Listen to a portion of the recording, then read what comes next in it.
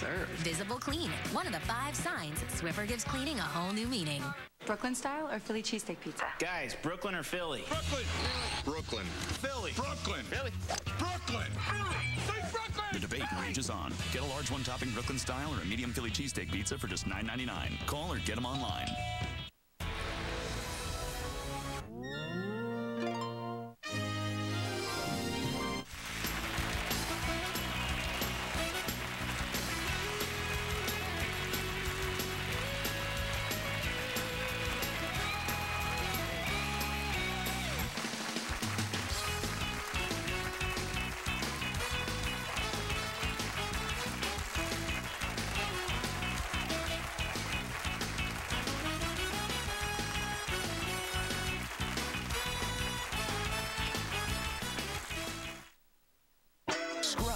Late nights on Superstation WGN. The following is a presentation of WGN Sports.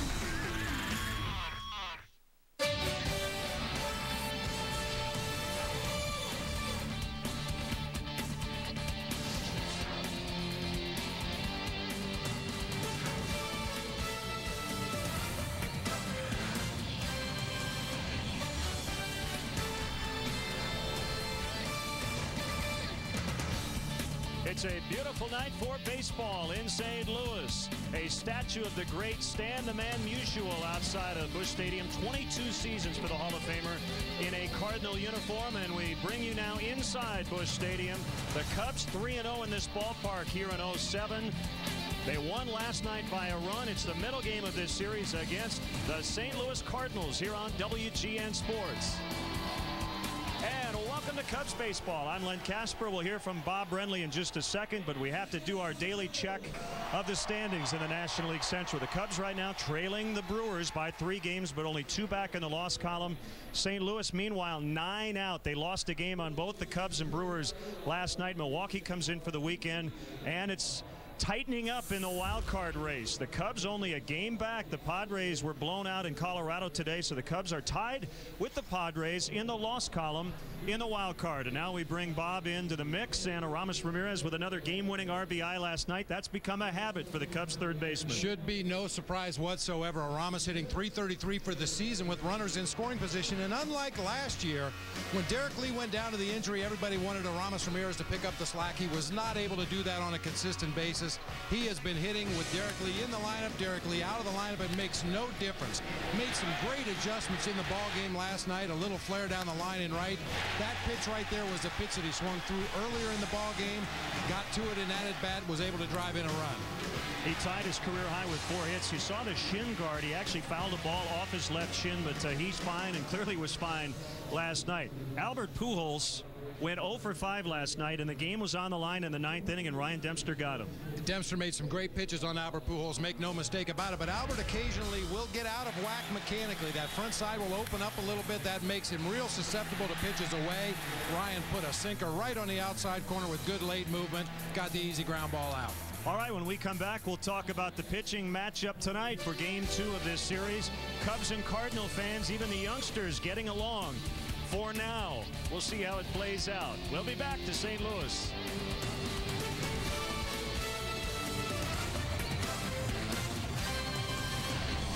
Come fall in love with New Orleans all over again. There's no place like it. Music comes bubbling right up from the street. Come for the party! Come feel good. Everybody loves the French Quarter. Come for the food. Come for it all. Come fall in love with New Orleans all over again. Call now or visit NewOrleansOnline.com to order your free guide and get great hotel rates starting at $79. How long is this going to last? I'm ready to hit the Bud Light. I already took care of it. Say, well, all right, now we are gathered here today to join in marriage, Bob and Julie. Bob, do you take this woman to be your lawfully wedded wife? Do I hear and I do, I do, do I hear and I do? I do. Julie, do you take this man to be your lawfully wedded husband? Do I hear and I do, I do, do I hear and I do? I do. Going once, going twice, and now pronounce you husband and wife, you may kiss the bride. And away we go. Refreshingly smooth Bud Light. Always worth it. So what I owe you? 100, 100 and a quarter, 100 and a half, 175, 200, not 2 and a quarter. That's cold. Don't worry about those guys. I am just so sick of this. Dude, what do you expect? You went with Geico.com. What, to save some money? It's my life, okay? Just a little loyalty would be nice, that's all. What? Having Geico makes me less of a caveman? Tina's here. We're getting back together. Hey, give us a minute. Geico.com. So easy, a caveman can do it. Hey, Cubs fans, keep your eye on the ball. Every time a Cubs player hits a homer at Wrigley, you could be a winner. It's the Southwest Airlines How Far Did It Fly home run contest.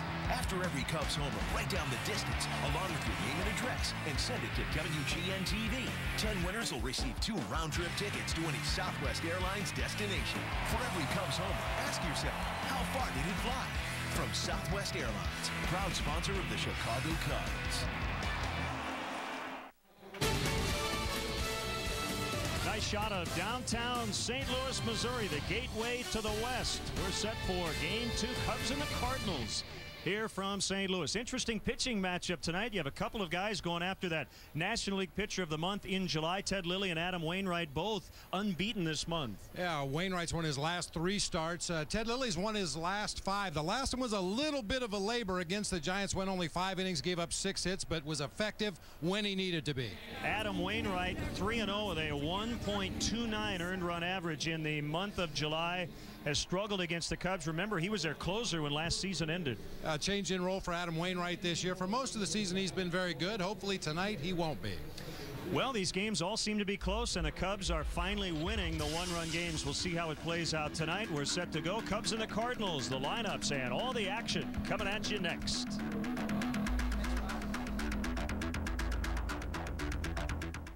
I'm on the 415. Let's see what kind of plane you'll be on today. Step over there and spin that wheel. Come on. Come on, big plane.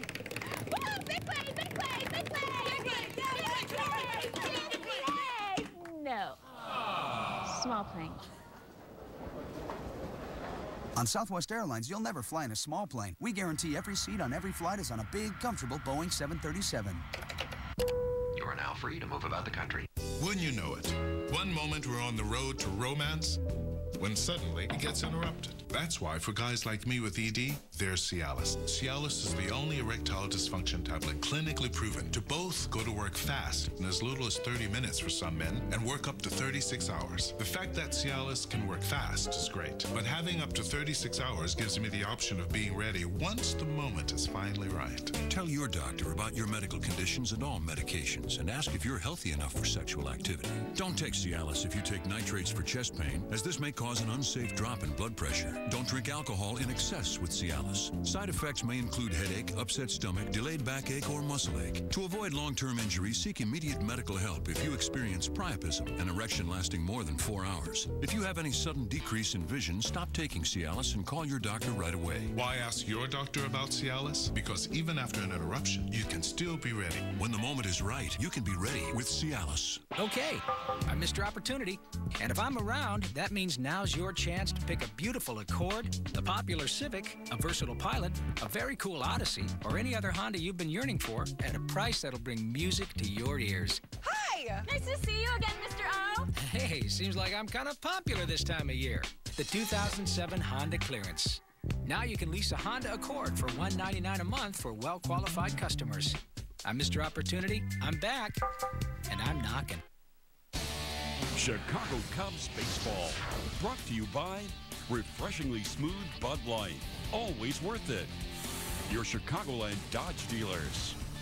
The Illinois Lottery, no matter how you play the Illinois Lottery. Have a ball. By Pepsi, your world, your Pepsi. And by Southwest Airlines. Whether you're traveling for business or pleasure, Southwest can get you there with over 3,000 nonstop daily flights to over 60 destinations. Visit southwest.com today. Welcome back to Busch Stadium. Maybe a little bit warmer this evening than last night, but it's been very comfortable in a place that can be very uncomfortable here in the middle of the summer. In more ways than one, not only with the weather, but this is not an easy place to play for the Cubs in particular. They're 20-40 in St. Louis this decade, but they've won all 3 to start this season here. and go for 4 in a row tonight. Carlos Zambrano signing autographs, and the Cubs have done well in both St. Louis and in Milwaukee. That's what you like to do, play well against the teams in your own division, and especially on the road. The Cubs have done that this year. You mentioned the advantage the Cardinals have here at Busch Stadium. That has been going on around the National League for a long time. They've got good numbers against most teams in the National League in this ballpark. So Lou Piniella and Dave McKay, their first base coach, exchanging the lineup cards. While the umpires are at home plate, let's give them to you tonight. It's going to be Jerry Meals working the plate, Scott Berry at first base, Gary Darling, the crew chief at second base, Larry Poncino, who worked the plate last night and had a very tight strike zone, will be at third base. That's the understatement of the season so far. An extremely tight strike zone for both teams. Yeah, you look at Carlos's numbers in the ball game last night. 6 1/3 innings, gave up 5 hits, struck out 5, walked 3, 2 earned runs. I thought he pitched much better than his numbers indicated. Yeah, and he had that extra day of rest. His last start, he threw just 80 pitches. He told me today, he said, I don't like the extra day, and I want to pitch every 4th day. I said, you mean 4 days in between? Every 5th? No, every 4th. He wants a 4-man rotation. And you know what? He could probably do it. He had a little blister on his right foot, but was able to battle through. And, you know, he struggled with a lot of his pitches last night and had to really rely on his cutter. That was the first time he had worked with Jason Kendall. 117 pitches, a quality start, and he leads the National League with 13 wins.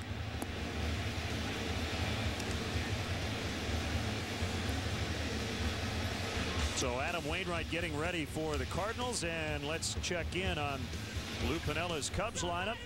Brought to you by Pepsi. Your world, your Pepsi.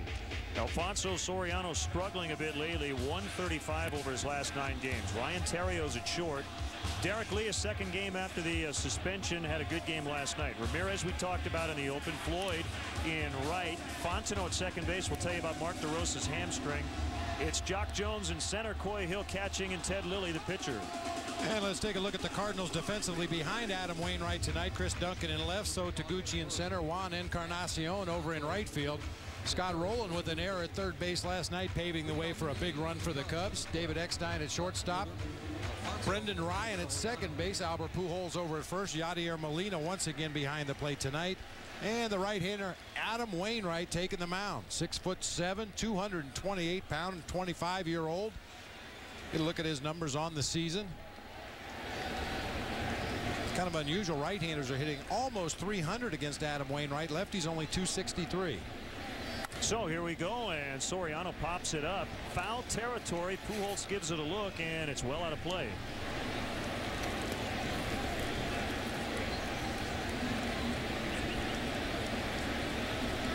Well, we're going to get to the point where every batter is going to have a shin guard or an ankle guard at the plate. Soriano protects the inside of his shin/ankle. Aramis Ramirez will have protection on his left shin. Jock Jones fouled the ball off his right foot recently, as did Derek Lee off his left foot before he started to serve the suspension.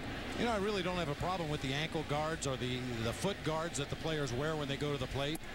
They don't really provide any kind of an advantage for a hitter against a pitcher. I do, however, have a problem with those big old honking armored elbow guards that a lot of the hitters continue to wear at the plate, especially those who crowd the plate and use that as a shield when those pitches come to the inside corner.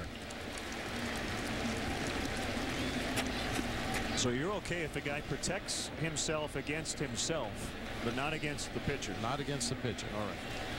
And I can almost even understand when some guys perhaps have had elbow surgery and they want to protect that, you know, during that tender rehab period. But once that elbow heals up, hey, take the shield off.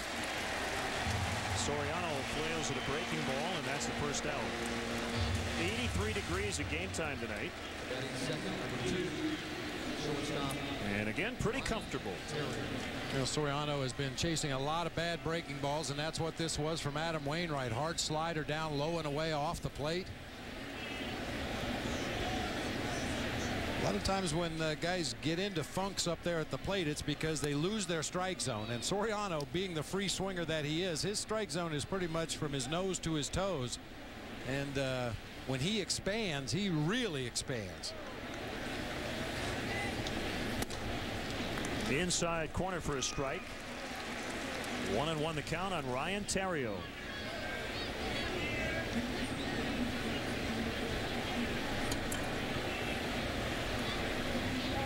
A wind and the pitch fouled off the end of the bat. We'll keep an eye on that game in Cincinnati. The Reds leading the Brewers 4-0 in the top of the fourth. We mentioned the wild card leading Padres lost 10-2 at Colorado earlier today. Aaron Cook over Justin Germano, Matt Holliday, and Ryan Spilborghs with home runs for the Rockies. So the Cubs are one back in the wild card, and they're tied with San Diego in the loss column. There's a base hit into center field. So Ryan Theriot 2 for 5 in the series. And 5 for 8 lifetime against Adam Wainwright. That was his third single. He also has a couple of doubles. I'd say he's seeing him pretty good. Came on a breaking ball, that 12-6 curve. You could see Molina behind the plate was going down to block that pitch. Should it end up in the dirt, Theriot didn't give it a chance. Just whacked it right back up the middle of the field. So here's Derek Lee, also protecting his lower left leg. The guy on deck, Aramis Ramirez, with a similar look. I think they all just want to be catchers, you know, deep in their hearts, and that way they can wear a little bit of protective equipment.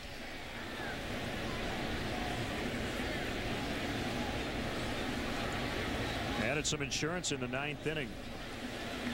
With an RBI single, the Cubs would need it. The Cardinals would score an unearned run in the bottom of the 9th to make the final 4-3.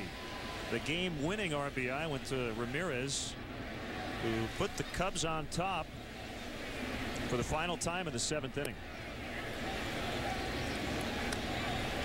No Mark DeRosa tonight. We may not see him tomorrow night. Day-to-day with a left hamstring injury. He had to leave early last night. I guess tweaked it in batting practice and then aggravated it on a swing. So Mark only got one at bat last night. We might not see him until that series in Cincinnati on Friday. But fortunately, the Cubs are okay in the middle of their diamond, even with DeRosa day-to-day, as Ronnie Cedeno was brought back from AAA Iowa, and corner infielder Scott Moore was sent out before the game last night. That's one of those roster moves that worked out well coincidentally. The roster move was made well before the DeRosa injury, but it sure helps to have that extra middle infielder up here right now. And maybe that's a sign of how things have changed, because early in the season it seemed like every time the Cubs went, you know, down to 11 pitchers, for instance, they would have a 14-inning game or somebody would get hurt and they would be caught short. Or the starter would get knocked out in the second or third inning and the bullpen gets stretched thin. 2-2 the count on Lee. Theriot not running, and Lee swings and misses for strike 3. Might have been asking if he got a piece of that ball, but I guess he did not. It's pretty obvious early on what Wainwright feels he has working well for him tonight. That's another one of those real short, sharp, tight curve balls. He starts it at the bottom of the zone, bounces it down in the dirt. It's a little reminiscent of the Mark Pryor curveball he used to throw when he was healthy. That real short, sharp one. It looks like a fastball. It doesn't come out of his hand with an upward arc to it. Ramirez swings at the first pitch. Hits it high in the air, right center. So Taguchi playing center for Edmonds tonight. Calls it in, and the Cubs are done. They get a hit, no runs. Cardinals coming up against southpaw Ted Lilly.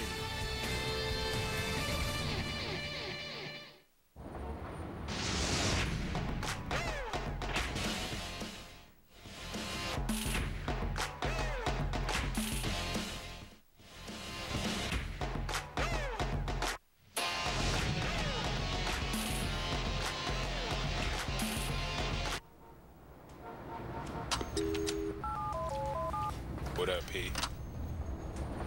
Yo, I got an idea.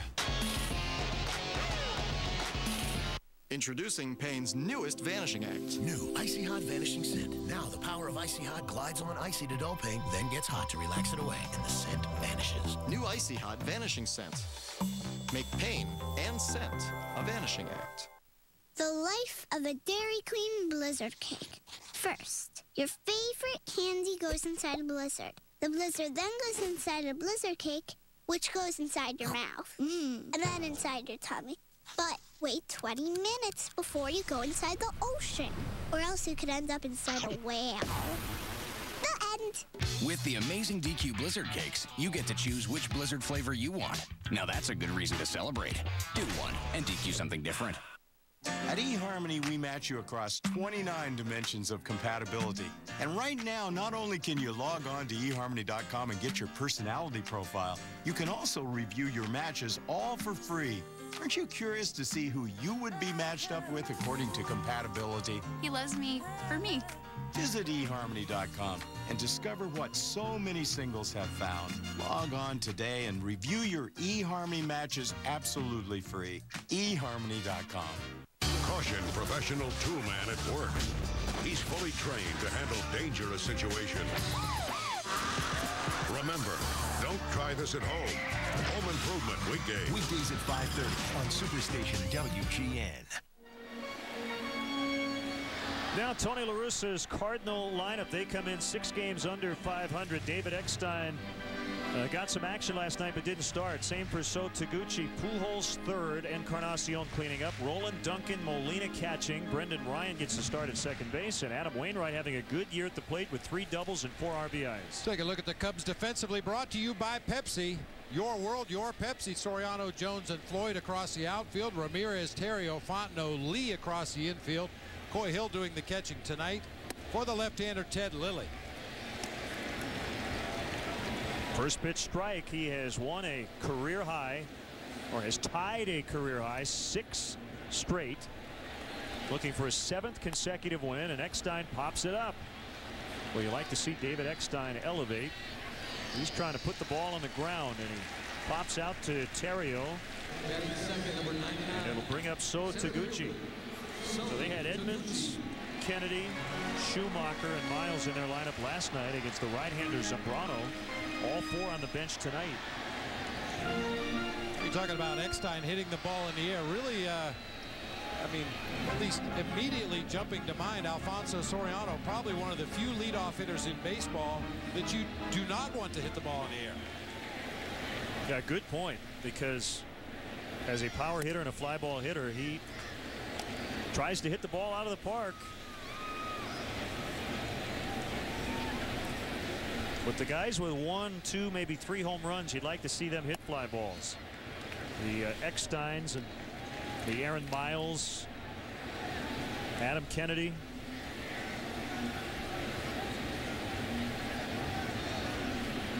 The 1-1 on Taguchi. A one-hopper, handcuffs Terrio, picks it up, throws over, and gets him. Nice recovery. Well, you normally don't have much time at short if you drop it, especially against the guy who can run it all. And Taguchi can't run, but he did hit it hard. Yeah, that was the good thing. He really hit that ball hard to Ryan Terrio, knocked it down, picked it up with the glove hand, and kept his wits about him. I'll tell you, Ryan Terrio, for me, I've talked about it before, always plays on the edge of being out of control, but with more playing time, he's looked more and more relaxed and really stayed with that ball well. So it's Pujols hitless in 5 tries last night, and he came in hot. 6 home runs already in the second half. Fastball strike.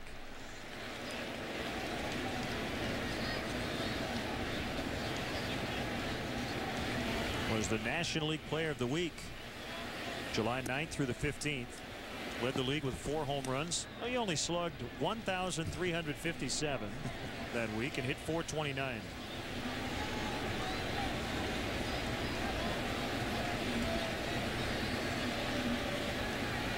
Lilly with a 1-1 pitch. Jock Jones tracking deep left center field. And he made the catch, banging up against the wall. Nicely done. So Albert is 0 for 6. What a catch by Jock Jones. Not an easy play at all. Had a long run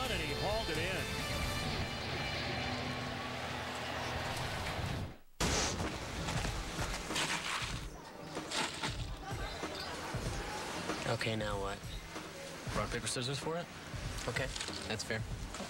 On 3? Yeah. 1, 2, 3. I threw paper. I threw a rock. Refreshingly smooth Bud Light. Always worth it. Low 5. That's cold. Brooklyn style or Philly cheesesteak pizza? Guys, Brooklyn or Philly? Brooklyn. Brooklyn. Philly. Brooklyn. Philly.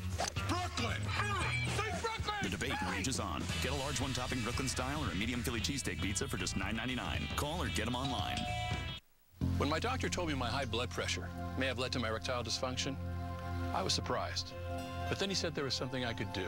When I found out my diabetes could have led to my ED, I learned there was help. My doctor told me about Levitra. Levitra is clinically proven to work for men with ED, even those with high blood pressure or diabetes. Levitra is only for men healthy enough for sexual activity. If you have heart problems or are on alpha blocker therapy, talk to your doctor before taking Levitra. Do not take Levitra if you take nitrates for chest pains, as this may cause an unsafe drop in blood pressure. Side effects may include headache, flushing and stuffy or runny nose. To avoid long-term injury, seek immediate medical help if you experience an erection lasting longer than 4 hours. If you have any sudden decrease in vision, stop taking Levitra and call your doctor right away. Doctors know Levitra helps treat ED, even in men with high blood pressure. And in men with diabetes. Over 1 million men just like me have already taken Levitra. You should talk to your doctor about Levitra. The more you know about ED, the more you'll want to know about Levitra. American Idol Rewind. Saturdays on Superstation WGN. Nicely done by Jock Jones, keeping Albert Pujols probably off second base. I think he might have been fooled a little bit with the sound off the bat. Albert looked like he got jammed a little bit. Jock started on a very flat line toward the gap, had to turn around and ended up almost running straight away from home plate. Nice over-the-shoulder running catch as he crashes into the wall out there in left center. Did that remind you of anybody here in this ballpark? Maybe Jim Edmonds? A little bit, yeah. Although Edmonds would have short-legged it and dove for the ball on the warning track.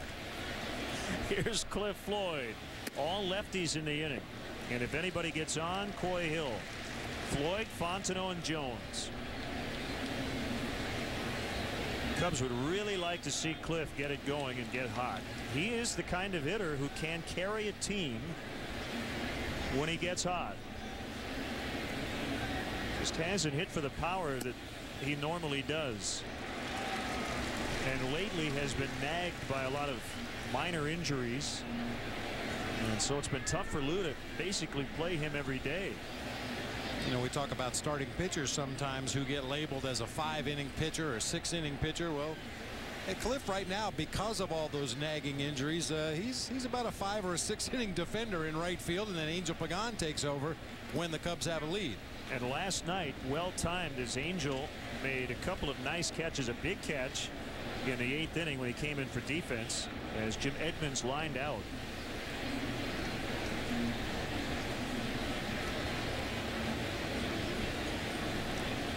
Eckstein shaded way up the middle at short as they put the pull shift on. And it's outside, 2-2 the count.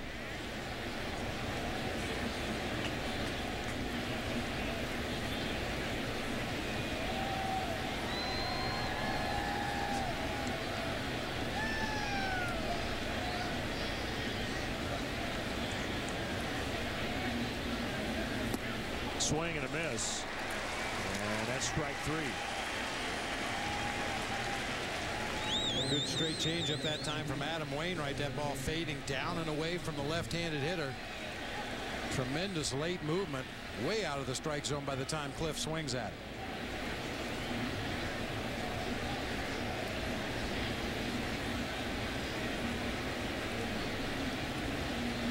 Now Mike Fontenot playing second base.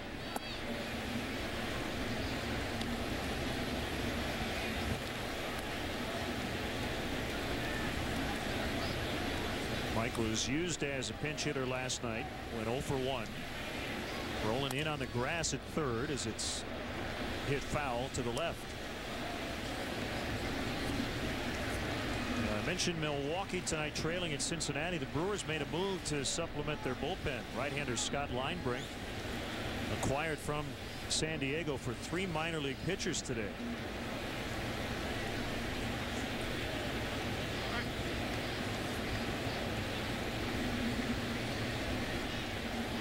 I'm not sure who the minor leaguers were that the Brewers had to give up, but Scott Linebrink is a top shelf relief pitcher, late inning relief pitcher. Well, I think it's safe to say the way the Cubs have played the last 5 to 6 weeks probably led Doug Melvin to make this deal. I don't think there's any question about it. Had the Brewers been able to maintain a bigger, more comfortable lead, they probably would have stayed pat with the players that they had and moved forward, maybe get some help from their own minor league system, maybe look to pull the trigger on a deal at the deadline. Fontenot with a grounder to Roland. That'll be an easy out. But as you said, the Cubs, the way they've been playing lately, creeping up on the Brewers. A couple of injuries suffered by the Brewers pitching staff, and I think you're absolutely right. Had circumstances been different, they might not have pulled the trigger on this deal.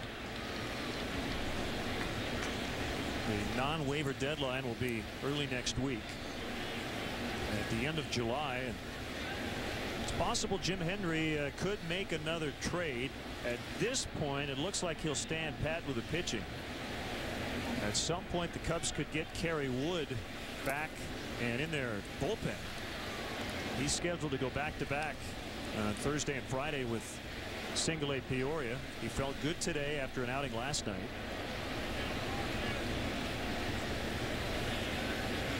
The starting rotation 1 through 5, one of the elite rotations in the league.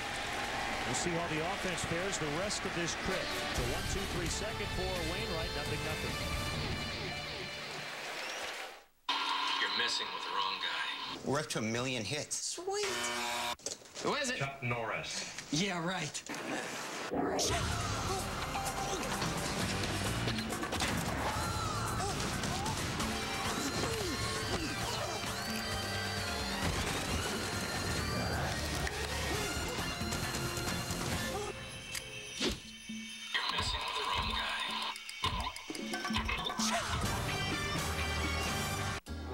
Do the soup, salad, and breadsticks lunch at Olive Garden? We start with the salad, then pass around the breadsticks, and finish with the perfect bite. Our unlimited fresh salad, homemade soup, and warm breadsticks lunch, just $5.95, only at Olive Garden. Wouldn't you know it?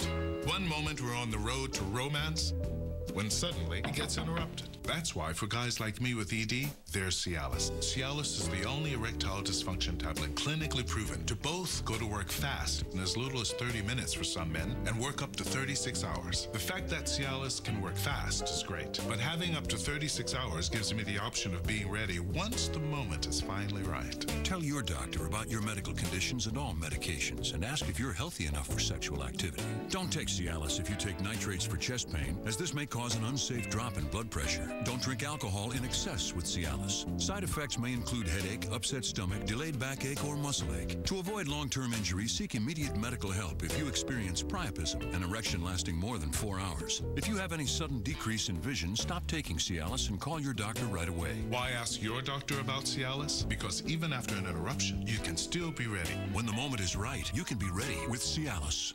Introducing Payne's newest Vanishing Act. New Icy Hot Vanishing Scent. Now the power of Icy Hot glides on icy to dull pain, then gets hot to relax it away, and the scent vanishes. New Icy Hot Vanishing Scent. Make pain and scent a Vanishing Act. Well, Hall of Fame weekend is coming up in Cooperstown this weekend. Tony Gwynn and Cal Ripken will be inducted. And congratulations to Rick Hummel of the St. Louis Post-Dispatch. He has covered the Cardinals for 3 decades. He'll receive the J.G. Taylor Spink Award. So he'll join the writers wing. Denny Matthews, the longtime radio voice of the Kansas City Royals, will get the Ford C. Frick Award. Now, the interesting connection is Juan Encarnacion starts the bottom of the second. All 4 that I just mentioned spent or have spent their entire career covering or playing with one team. Tony Gwynn with San Diego, Cal Ripken Jr. with the Baltimore Orioles, Rick Hummel here in St. Louis, and Denny Matthews with the Royals. And the other connection, Matthews and Hummel both from the state of Illinois. Rick is from Quincy, and Denny Matthews grew up in Bloomington. So congratulations to both. That one's snaking up along the line, and Ted Lilly picks it up in foul ground.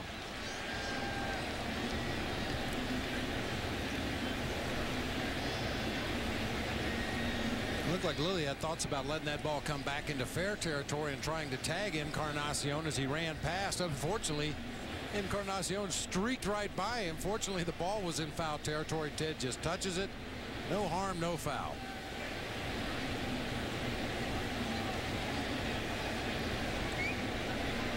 By the way, Bob, I don't know if you've been interviewed by Rick Hummel, or as he's known in baseball circles, the commish. He told me before the game he watches us all the time. He's a big fan. Oh, I've talked to Rick Hummel many times over the years in my various capacities in this game. One of the truly good guys. Always has a smile on his face.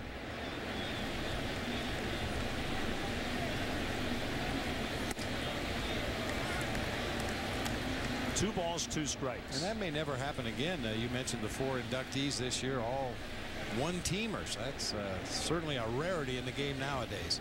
There was a great article on the Hall of Fame website about that very thing. Toward the hole, and Terrio can't get it. Encarnacion, the first base runner for St. Louis. Each team with a hit. There will be no no-hitters tonight in St. Louis. Hard ground ball finds that hole on the left side of the infield. We talked about it last night. Very uncharacteristic of a St. Louis Cardinals ball club. They don't run very much. Encarnacion 1 out of 2 on the season. Scott Rowland along with So Taguchi lead the team in stolen bases. They each have 5. But there was a time in the past when there were pitchers on the staff here in St. Louis that had 5 stolen bases. There's a double play ball. 6, 4, 3. So Scott Rowland hits into a double play, and just like that, 2 gone.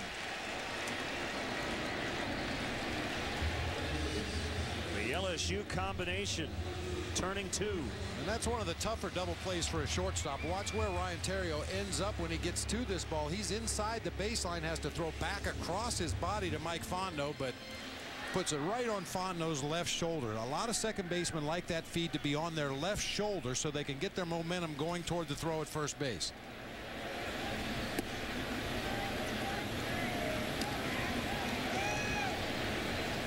Power hitting left fielder Chris Duncan. 1 for 3 against Lilly. Down in the order against the left-hander tonight. This is the Busch Stadium debut for Ted. 0-1 this year against the Cardinals. 1-1 in his career in 2 previous starts. Smacked in the left, and it'll bounce right to Alfonso Soriano.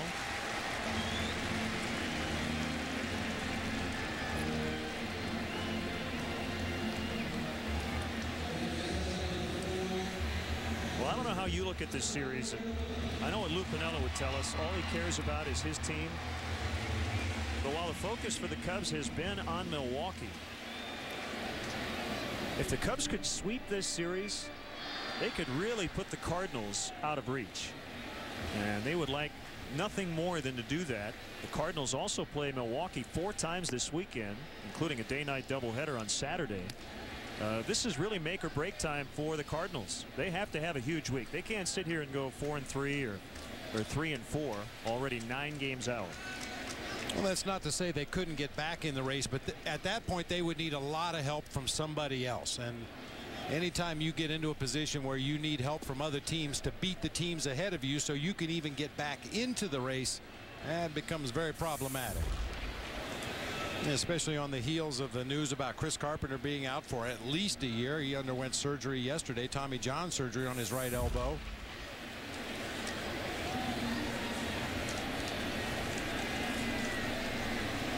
Well, they've been ravaged by injury this year. Jim Edmonds with some DL time, Eckstein, Scott Spezio, Juan Encarnacion got off to a late start after offseason surgery. And then off the field, the tragic death of right-handed reliever Josh Hancock when the Cubs were here last in late April. And they are wearing the number 32 on their right sleeve of their jersey.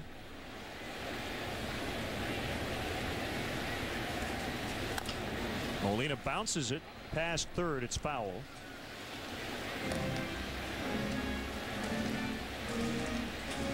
The game that night was postponed and will be made up as part of a day-nighter in mid-September.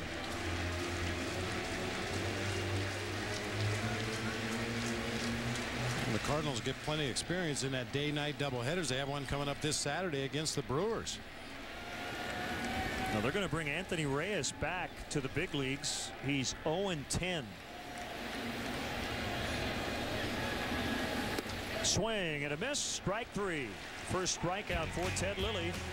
To the third we move. No score from St. Louis.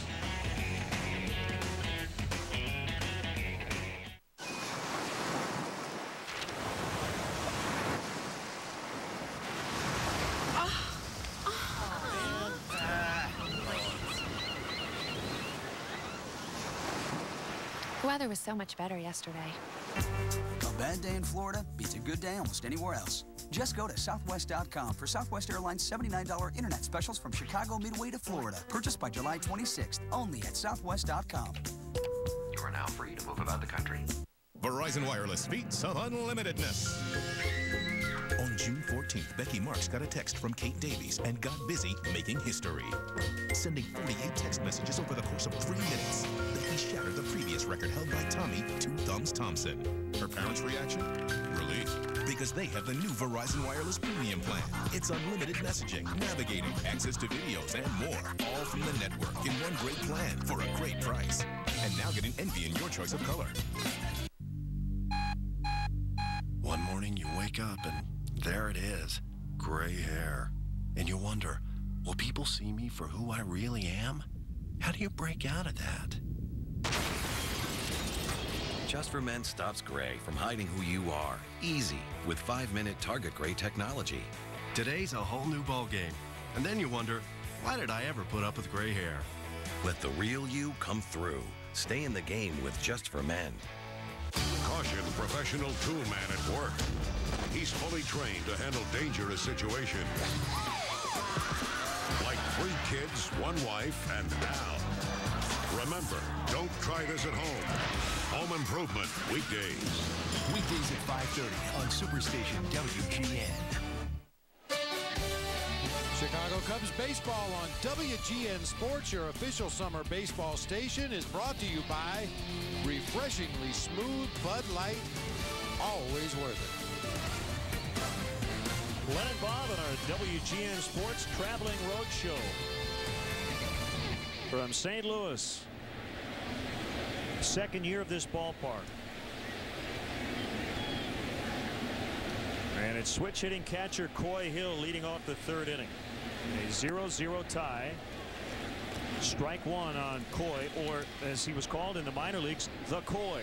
Everybody has a nickname, and his teammates dubbed him the Coy. He's had a lot of people mispronounce his first name over the years. K-O-Y-I-E. Coy-E. That's not right. He said some people mistake the I for an L and call him Coyle. It's simply Coy. That's one of the first things that happens when we go to a new city. The broadcasters for the other team always come over and check pronunciation on names, and Coy is usually at the top of the list. And I would say it's kind of like Ryan Terrio and some other of the tougher names. It's a sign that you have arrived when pretty much everybody says your name correctly. Although I still occasionally hear a Theriot, a Therio. And then the next step after that is actually spelling your name properly, and some of us are still working on that. Takes a call third. That's number 4 already for Adam Wainwright. Just a knee-high fastball right down the middle of the plate. Apparently Coy Hill looking for something else right there. Tough to guess with 2 strikes. Most hitters try to look fastball and adjust to everything else, but that time Wainwright able to sneak the fastball past Coy Hill.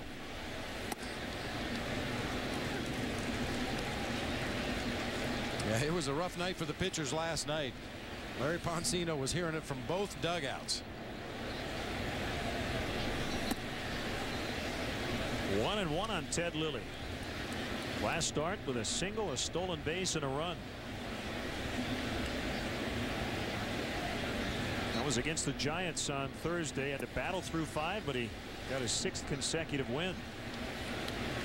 That stolen base was the first of his career and scored what later turned out to be a big tally on the ensuing Alfonso Soriano double. It made the score 8-3. The final that day would be 9-8 Cubs. You just never know. That's why you take every run you can get.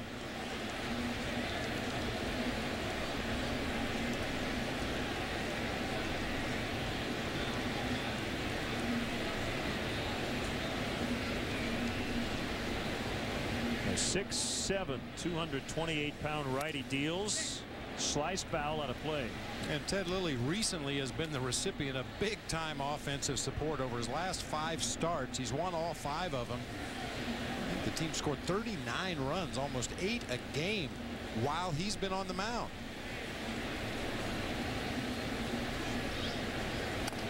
Tapper foul behind the plate.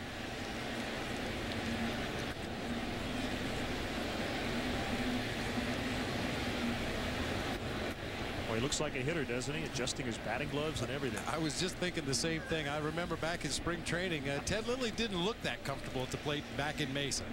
It was all new to him back then.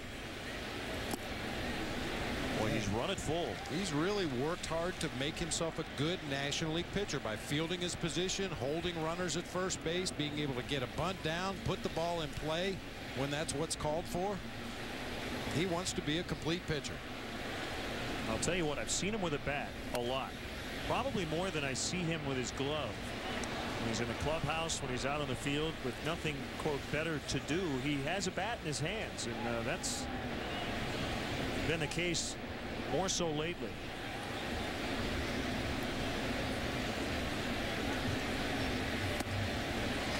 And as we say that, a very awkward swing and a breaking ball. Adam Wainwright can do that to you. Recognize your loved ones on the sidewalks beneath the historic Wrigley Field marquee. Join thousands of others in the commemorative paver program and make your mark on the grounds of Wrigley Field. All orders come with a replica brick for your home or office. Space is limited, so order today. For complete details, visit Cubs.com or call 1-800-851-6846. Pete Iverson and the Williamses are some of the most popular Cub fans in all of baseball. People ask me all the time, who's Pete Iverson? So he's the guy that bought the first paver. That's why he gets his brick on the air. Yep. And if your name is Pete Iverson and you're a different Pete Iverson, we encourage you to buy one anyway. To right, and Encarnacion won't get there. It'll drop untouched and bounce into the seats. Well, it happened to me again today. I was locked in my hotel room for the 2nd straight day. I'm going for 3 in a row tomorrow. That's a bad feeling. It's one thing to be locked out of your hotel room. I was fortunate the phones worked. There are some hotels you don't mind being locked in your room, but there are other hotels you got to make that call to the front desk and yell help. I'm trapped. Let me out.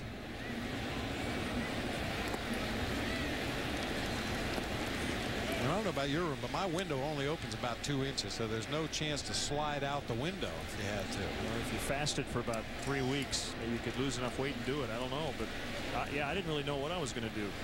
I always love it though when they show up and they say, well, did you try to get out? You know what I mean? They kind of give you that impression that you didn't do the right thing. But I made it here on time. Swing and a miss, and Wainwright fans the side in the 3rd inning. Scoreless from St. Louis. Deep in the Amazon, this New Yorker is looking for answers. The boy sitting next to the fire over there is your son. What am I supposed to do now? When you go from one jungle to another, things are bound to get a little savage. Tim Allen. No, come back here. Disney's Jungle to Jungle. Sunday at 11 Eastern on Superstation WGN. You're messing with the wrong guy. We're up to 1 million hits. Sweet.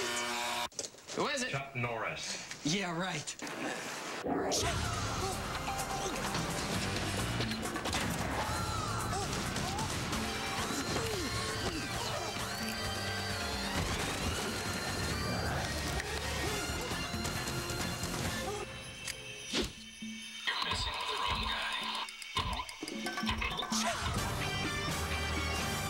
At Quiz Quiznos chefs create special sauces for our subs at Wrong Way. Mustard? Mayo? Quiznos has the Steakhouse Beef Dip Sub with pan-roasted au jus. Steakhouse flavors without the steakhouse. Quiznos. Toasty. Introducing Payne's newest Vanishing Act. New Icy Hot Vanishing Scent. Now the power of Icy Hot glides on icy to dull pain, then gets hot to relax it away, and the scent vanishes. New Icy Hot Vanishing Scent. Make pain and scent a Vanishing Act. The life of a Dairy Queen Blizzard cake. First, your favorite candy goes inside a blizzard. The blizzard then goes inside a blizzard cake, which goes inside your mouth, and then inside your tummy. But wait 20 minutes before you go inside the ocean, or else you could end up inside a whale. The end. With the amazing DQ Blizzard Cakes, you get to choose which Blizzard flavor you want. Now that's a good reason to celebrate. Do one and DQ something different. Hey, music fans, Mantis Yahoo will be opening up for headliner 311 at the Charter One Pavilion in Northerly Island Saturday, August 11th, part of the Bud Light Concert Series. Tickets are on sale now. For tickets, visit livenation.com or call Ticketmaster at 312-559-1212. Bud Light and live music, always worth it. Mantis Yahoo with a John Lennon tune, Watching the Wheels. Ted Lilly working against Brendan Ryan, who's getting the start at second base, showing off those classic Cardinals stirrups. Third stint with the big league club here in 07.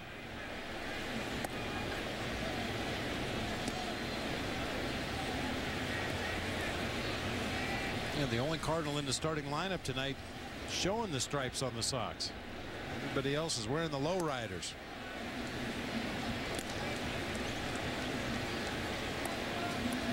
Pitcher on deck, Adam Wainwright on his game on the mound. The 2-1 from Lilly, bunted toward third, but foul. Well, Bob, how are you going to get back to a Great American Ballpark Friday? I know that you are auditioning. Don't tell me you're not. But the ultimate seventh inning stretch competition.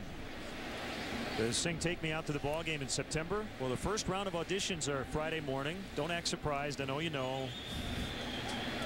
More than 2,700 pre-registered fans are scheduled to audition. So we wish you the best of luck.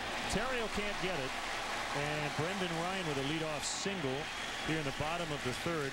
We also want to tell you that all registration was done between June 25th and July 22nd. So registration is now closed. But I heard you singing in the hallway in the hotel. I do that all the time. You know, and as far as the seventh inning stretch goes, you know, we've got a couple on tape, so I just sent in a tape. You sent in your resume tape? Yeah. Okay.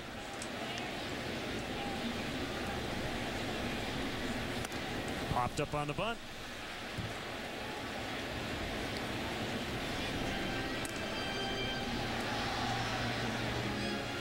Yeah, just because Wainwright showed bunt on the first pitch, no guarantee that he will continue to bunt throughout this at bat. 9 for 34 on the season. That's a .265 batting average. Driven in 4 runs. He does have 5 sacrifice bunts this season, but Tony La Russa likes to switch up. He'll have his pitcher show bunt early like Wainwright did, then pull it back and then show it again. Ryan has pretty good speed on over there at first base. Had a 30 stolen base season in the minor leagues. Came in the ball game as a pinch runner for Yadier Molina in the 9th inning. Ended up scoring a run. Boy, what a beautiful shot.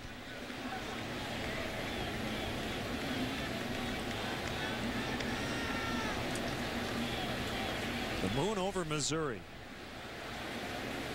2 strikes on Wainwright.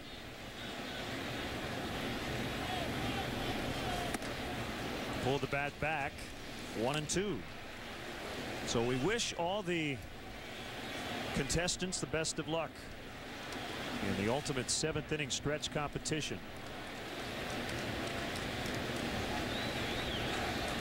Remember, attitude and enthusiasm score high with the judges.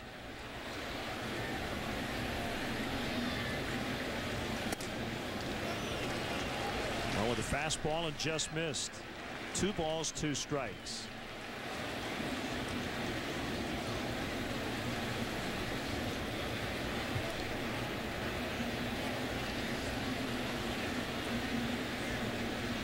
David Eckstein next. Wainwright already showing bunt now, pulls it back.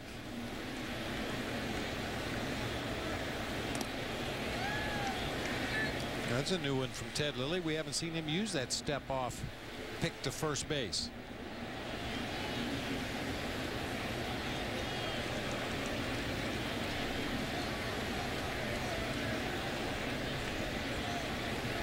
Big leg kick in the pitch. Called strike 3.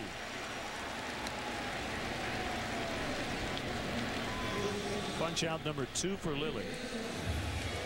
Brings up Eckstein.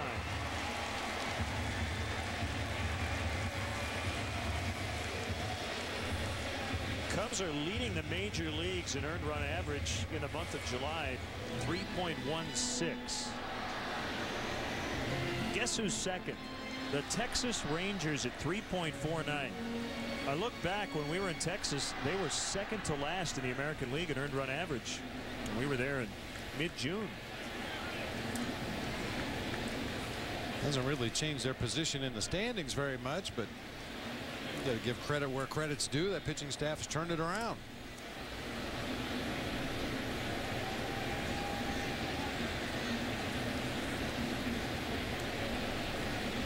Eckstein got off to a slow start this year, but right now at 302. He was hitting 207 on May 12th. We saw Coy Hill try to pull that ball into the strike zone, but didn't get the call from Jerry Meals. Sometimes on that big breaking ball, a catcher will catch the ball really deep, and by that I mean he'll let the ball travel almost all the way back to his body as opposed to reaching out for the baseball. On that big curveball, if Coy reaches out for it, he's going to catch it out of the strike zone. If he lets it travel all the way to where he's sitting, then you may get the call from the home plate umpire because the pitch ends up a little closer to the strike zone.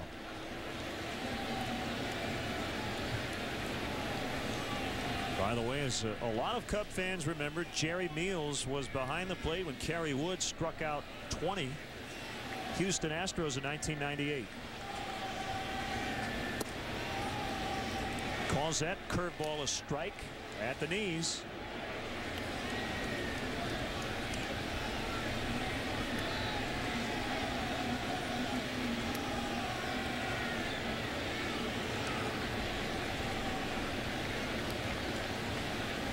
Eckstein chokes up on the bat, and Lilly's going to go to first again with Ryan getting back in plenty of time.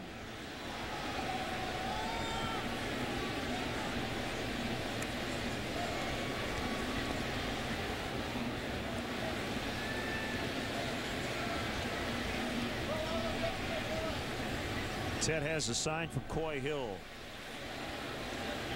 Long pause. Another curve for a strike.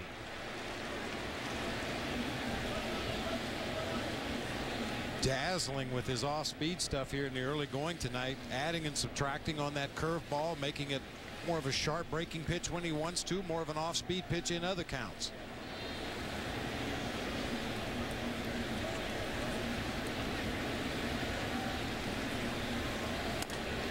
Bouncer up the middle. Fontenot steps on second, turns the 4-3 double play. The second double play for the Cubs tonight. And that gets Ted Lilly out of the third inning. The pitchers have dominated early on. Okay, class. If you're in the South, you say, "Hey, feller, give me a Bud Light." Hey, feller, give me a Bud Light. In New York, you say, "Hey, give me a Bud Light." You got a problem with that? Bud Light, you got a problem with that. In East LA, you say, "Give me a Bud Light, Holmes." Give me a Bud Light, Holmes. More importantly, if somebody asks you for a Bud Light, you say, "Don't speak English." Refreshingly smooth Bud Light.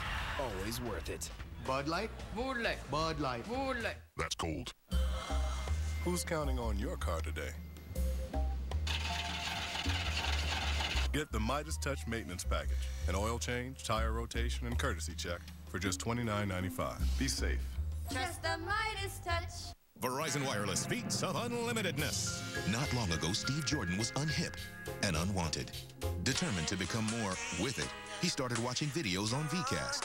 Many videos. Now he's got new khakis. Hey, Hi. And a brand new attitude. Because Steve has the new Verizon Wireless Premium Plan. It's unlimited messaging, navigating, access to videos, and more. All from the network in one great plan for a great price. Now get the all-new chocolate for just $99.99. Is Becker addicted? Becker's a druggie. Bob's just on with tons of pills.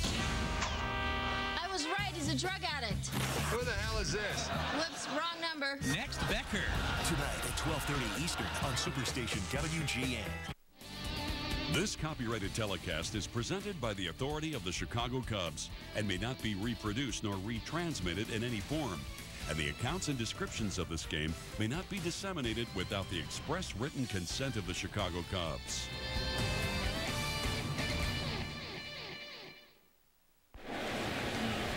Hey, Cub fans, don't forget to check out our baseball blog on WGNTV.com. Up on the blog tonight, I have a post about the trade wins as we approach the deadline. Game notes from our friends at Stats Inc. and much more, all on WGNTV.com. Click on the link for Len and Bob's blog. We might have to solicit advice on how to get out of a hotel room.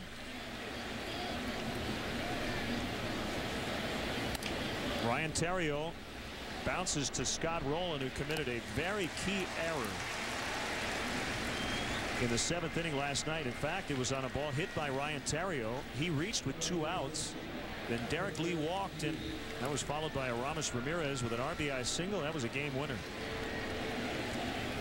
You know, Rowland very nearly made an error on the ball that Soriano hit down to third base right before the Ryan Theriot at bat. He kind of bobbled it a little bit, but dropped right down between his feet. He was able to pick it up and get Soriano at first base.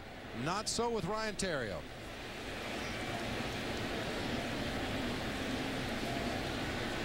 Lee came in with an 8-game hitting streak. And as Wainwright misses on a fastball, he struck out his first time.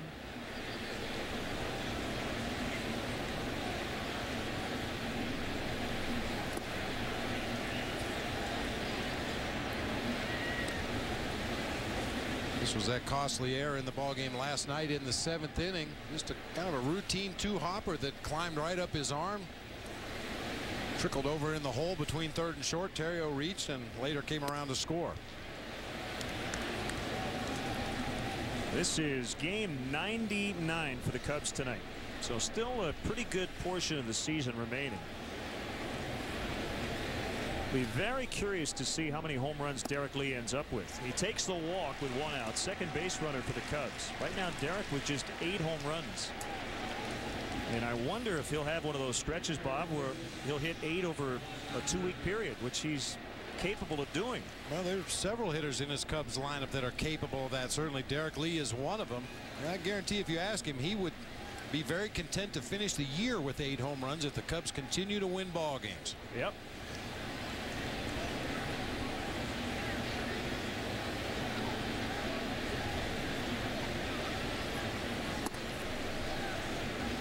Well, we talked in the open of the show about the adjustments that Aramis Ramirez made during the course of the evening last night in the process of getting his 4 base hits. Earlier in the game, we talked about the ball he fouled off his left shin.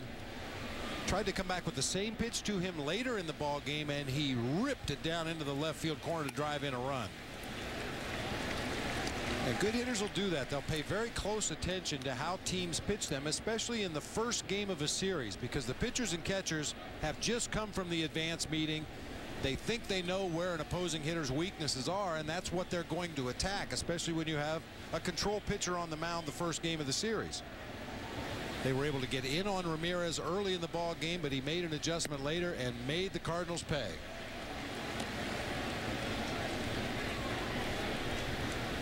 Aramis started tonight 10th in the National League and slugging at .555. Cliff Floyd on deck.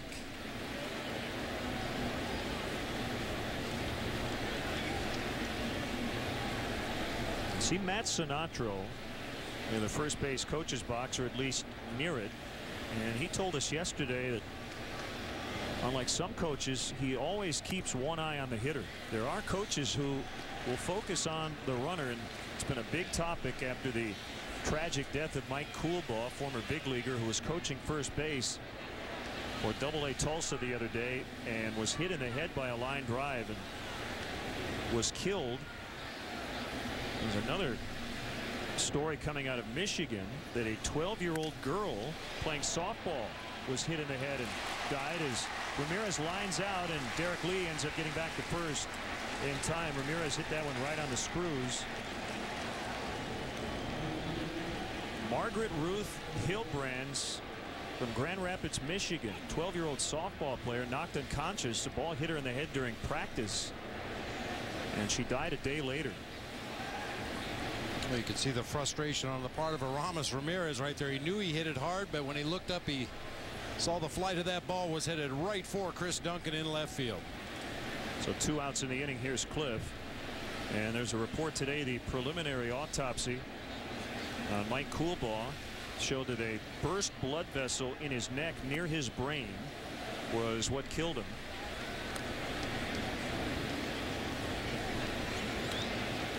So taking care of the base coaches has been a big topic of conversation. Former Cub Glenn Allen Hill, the first base coach of the Colorado Rockies, now wearing a helmet.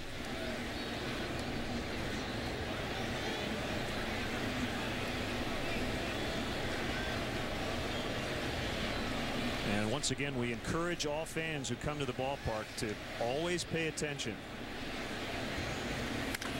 Cliff Floyd cranks it deep to right. Is it fair? Foul. Wow. That made a loud noise. Well, we haven't seen a lot of long balls, and we haven't seen anything hit that hard in a long time. Fastball down and in. First I thought Cliff was just posing on what was going to be a sure home run, but it got down that right field line, just continued to hook, and apparently just into foul territory down the right field line.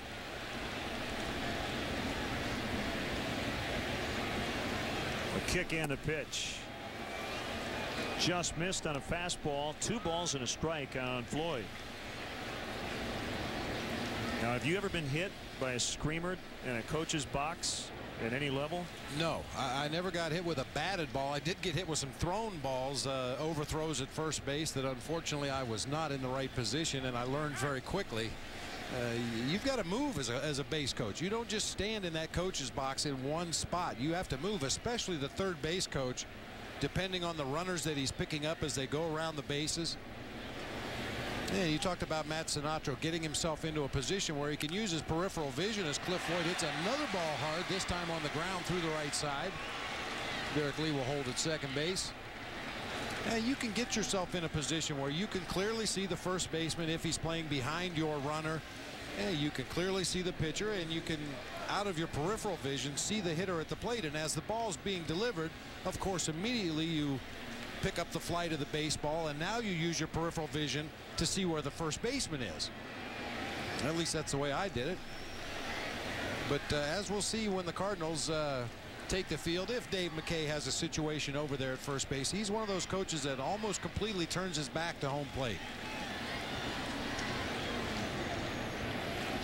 First and second.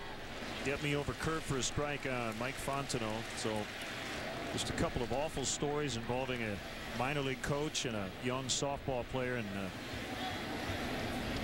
well, be very careful for you youngsters out there. And boy, that goes for pitchers, first baseman, third baseman, catchers, anybody who's around a baseball or a softball game. I worry about college pitchers with the aluminum bats.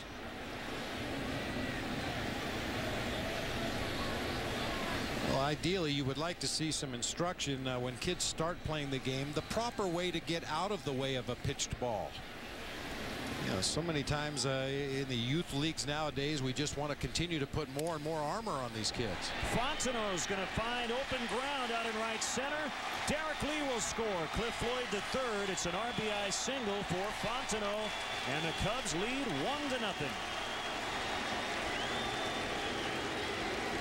Another 2-out RBI for the Cubs. They have done that a lot during this hot stretch.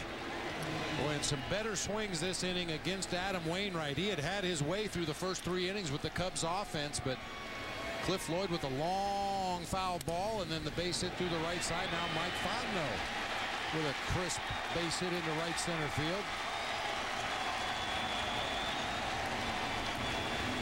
All 5 runs for the Cubs in this series have come with 2 outs. Big swing and a miss by Jock Jones. First and third, a run in.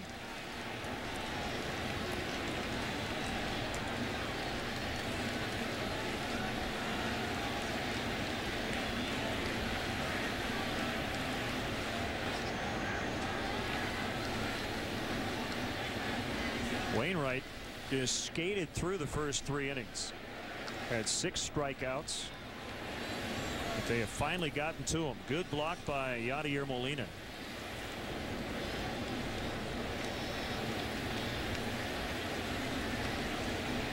And Molina rapidly becoming one of the best defensive catchers in the game. Tremendous throwing arm behind the plate. We saw him gun down Ryan Theriot on the bases last night. 54% on the season. Throwing out attempted base stealers.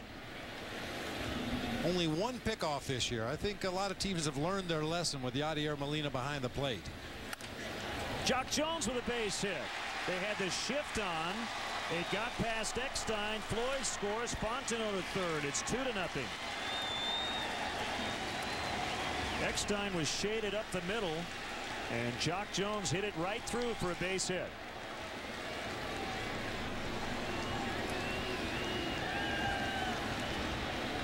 Big breaking ball that stays up above the belt, out over the plate. That is a recipe for a base hit for Jock Jones. He loves those pitches up and out over the plate that he can drive to the opposite field. That time a hard ground ball through the left side, beating that little mini shift that the Cardinals had on against him. We talked about it last night. The Cardinals shift the other way in the outfield, but they shade Jock to pull on the infield. Didn't work out that way that time, and worked out to the Cubs' advantage.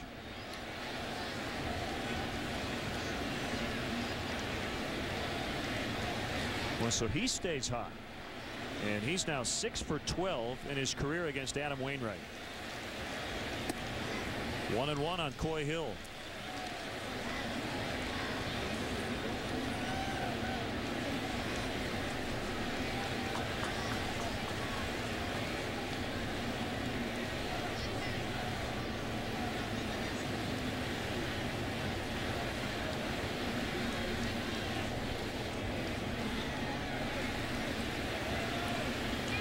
Again, all this happening with 2 outs. Bounding ball, Brendan Ryan with a short throw, and that's the inning. Fontenot and Jones with the RBI hits. Cubs 2, Cardinals nothing. Bottom 4 coming up.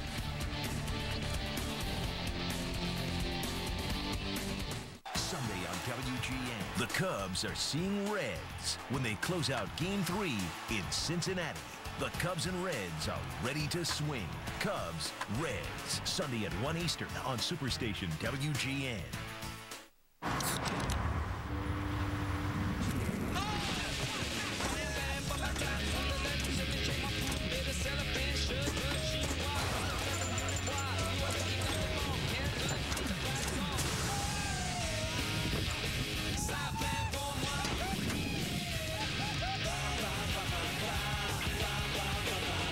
Visit the largest science museum in the Western Hemisphere, the Museum of Science and Industry, msichicago.org. One day you find it's not business as usual. Your hair is gray, and you wonder, will people still see me as a valuable player? Is my career going down? How do you stop that? Just for Men stops gray from hiding who you are. Easy with 5-minute Target Gray technology. Now doors are opening, and you wonder, why did I ever put up with gray hair? Let the real you come through. Stay in the game with Just for Men. At Quiznos, chefs create special sauces for our subs at Wrong Way. Mustard? Mayo? Quiznos has the Steakhouse Beef Dip Sub with pan-roasted au jus. Steakhouse flavors without the steakhouse. Quiznos. Toasty. Look who's coming to town. Oh, please, you don't have anything I haven't seen before. Sylvester Stallone. Rainmaker, stop! Estelle Getty. Stop. On my mobile shoot! Friday at 8 p.m. Eastern on Superstation WGN.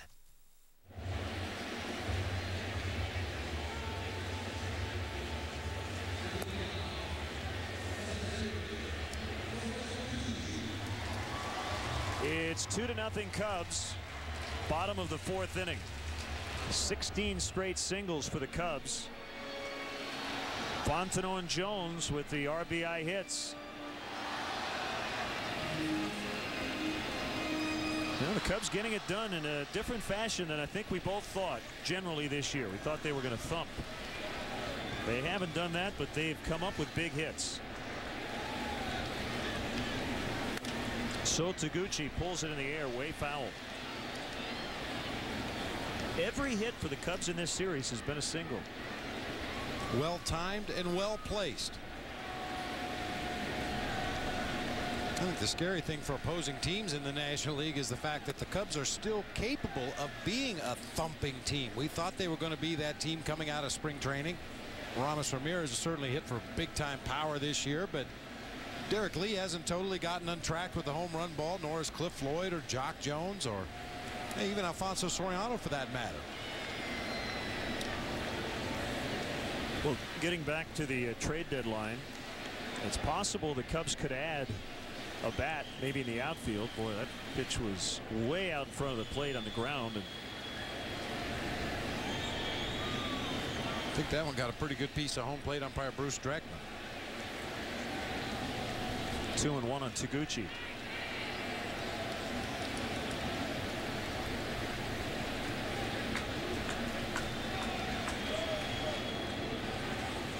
But yeah, looking at the trade deadline, I think the way the Cubs offense fares here the rest of this trip will have some bearing on what the Cubs decide to do. Cubs general manager enjoying the ball game tonight. I'm sure he's on the phone. Thought I saw that left hand up near his ear as Taguchi walks to lead off the Cardinal fourth. The first walk given up by Lilly. On Wednesday, August 1st, the Cubs take on the Phillies at 7:05. The first 20,000 fans will get a scratch and win card. 500 random winners will receive a Rawlings official baseball autographed by Aramis Ramirez. Compliments of Kimberly Clark. Fans are encouraged to hold on to their cards for second chance drawings throughout the game. For complete rules, visit Cubs.com. There are still tickets available for games the rest of the season, especially September night games.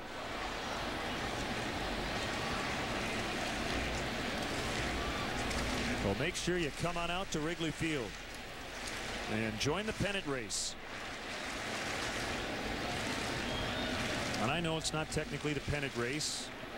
That goes way back to when there was the American League and National League, and that was it. No divisional play. But I think it's safe to say that phrase has been grandfathered in, even though it's for a division or for a wild card. The playoff chase, same difference. You think that's permanent? Save a lot of money on material. Just buy the paint, write the name and number on your back. Pujols pops it up near first base for Derek Lee. And they get him out again. He's 0 for 2 tonight, 0 for 7 to start the series.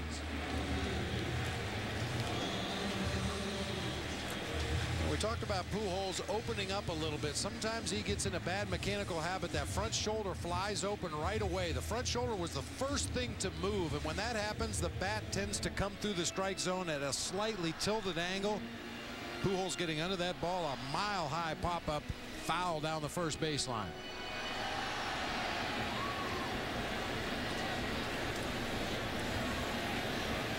Encarnacion hitting fourth tonight. Bottom of the zone, and Ted Lilly just caught it for a strike.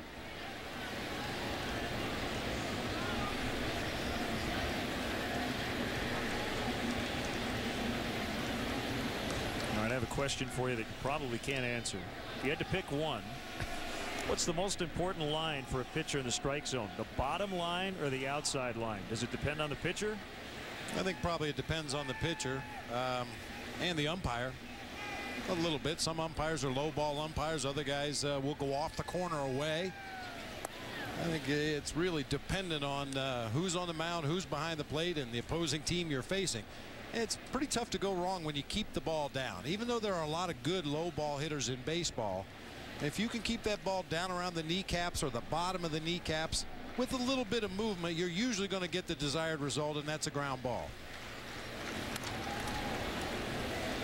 And because of the approach of so many hitters in the game nowadays, diving out over the plate, taking that pitch that's on the outside corner and making it appear to be the middle of the plate, that pitch away is not always there for you as a pitcher, depending on the hitter you're facing. So I think if I had to choose one, I'd take the down. Well, Ted Lilly is getting that call down with his breaking ball. He is a fly ball pitcher. You'll normally see his fastball up a little bit. And they haven't picked off, but Ted Lilly threw it away. Derek Lee fell down, and now Taguchi just saw it and ends up at third.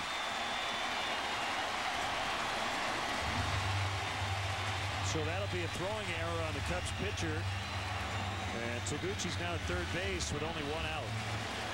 Well, that was an odd-looking play over there. I'm not sure if Derek Lee knew that throw was coming to first base. He was aggressively coming off the bag over there at first, maybe to make the throw to second base. I'm going to get another look at it here. Yeah, D. Lee was just stepping up inside the baseline to clear a path to throw the ball to second base, and Ted Lilly made a poor throw down around his ankles. He wasn't able to come up with it. That pickoff attempt kind of looked like that one pitch that Ted Lilly threw that hit about 3 feet out in front of home plate. Cubs have now made an error in 4 consecutive games. Busted bat. Terrio can't get it. And it's 2-1. Encarnacion 2 for 2. Drives in Taguchi. And the Cardinals are on the board.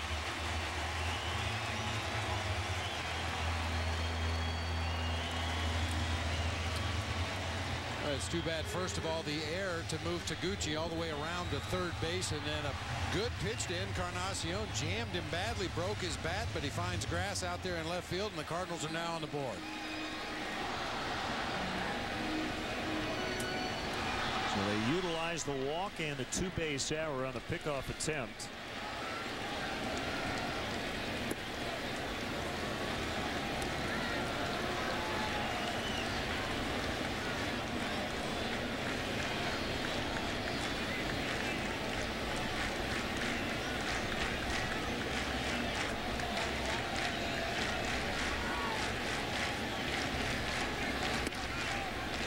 There's a strikeout rolling. By the way, Taguchi did get a stolen base, and the error allowed him to move from second to third. So a rare steal for the Cardinals, just their 29th on the year. They're last in the National League in that department, as Bob talked about earlier.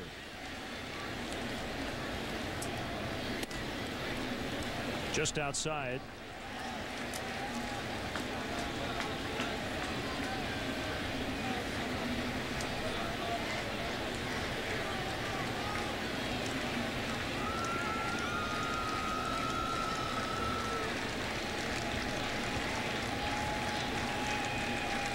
The 2-1 to Roland.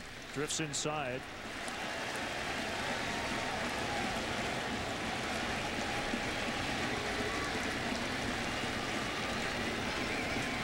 Cubs are 4-2 against St. Louis here in 07, including 3-0 here. Duncan on deck. The pitch. Runner moving. And it's elevated left center. Jones and Soriano converging, and Alfonso makes a catch.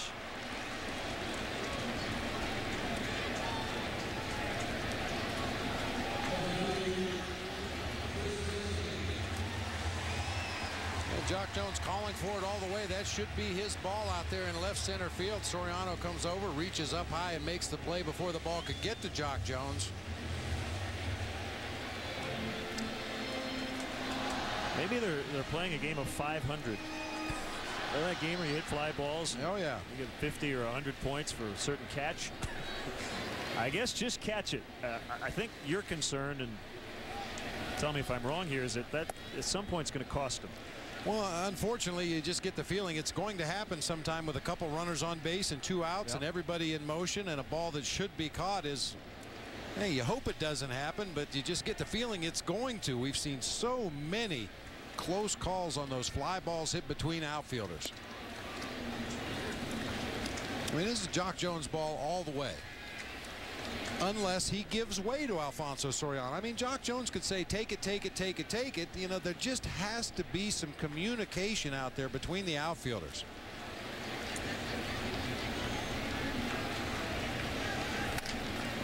Duncan bounces it. Weekly to second. Fontenot slings it to Lee. The Cardinals get one. And after 4, it's 2-1 Cubs.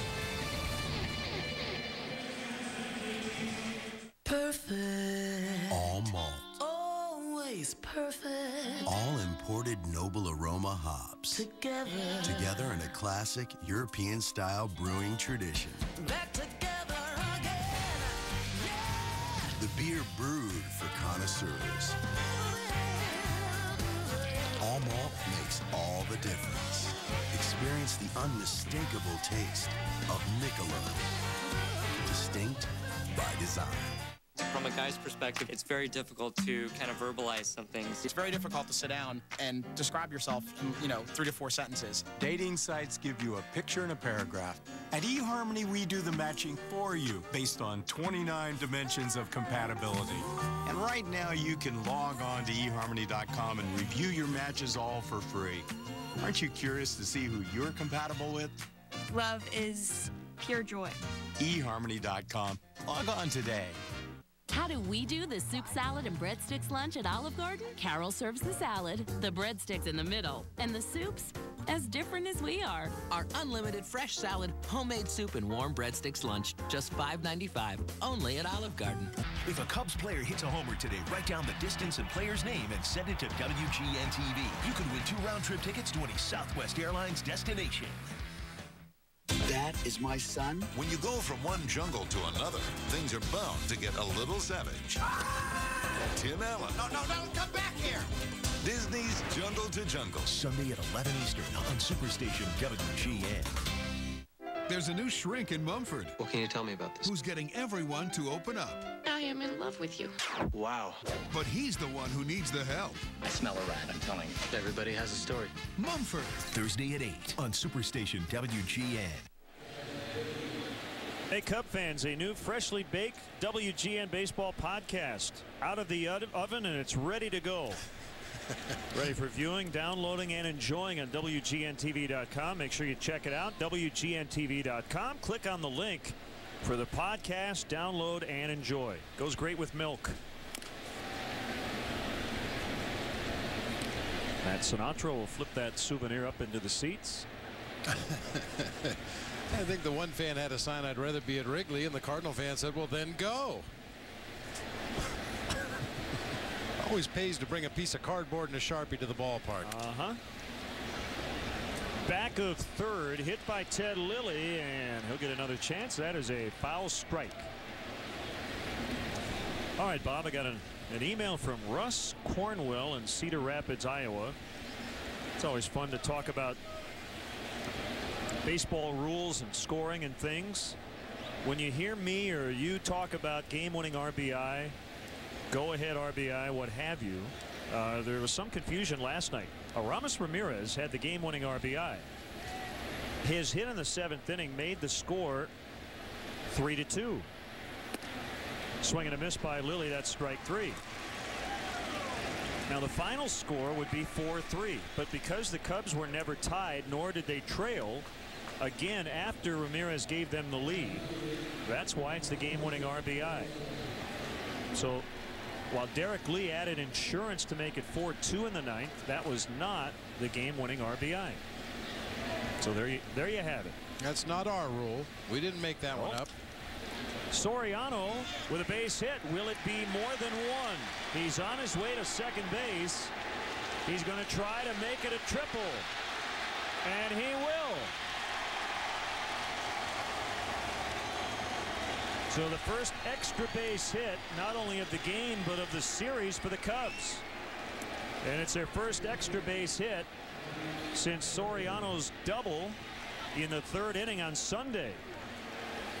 The pitch was down the heart of the plate and down below the knees. Soriano kind of slashes it down into that right field corner. Boy, I'll tell you, he really accelerated from the time he stepped on the bag at first until he went into his head first slide at third base. He made up his mind right about there. I'm going for third base. Doesn't even pick up Mike Quaddy in that third base coach's box, so you better make it. And in easily with the head first slide. So that snaps the Cubs' 19-inning extra base hitless streak, if that makes sense. And the cornermen in, they're back up the middle. Ryan Terrio with one out and a runner at third. Cubs trying to get that run right back after the Cardinals got on the board in the last of the fourth. That was a designated play right there. We just saw Adam Wainwright get a sign from his catcher, go into the set position, and just stand there like a statue on the mound.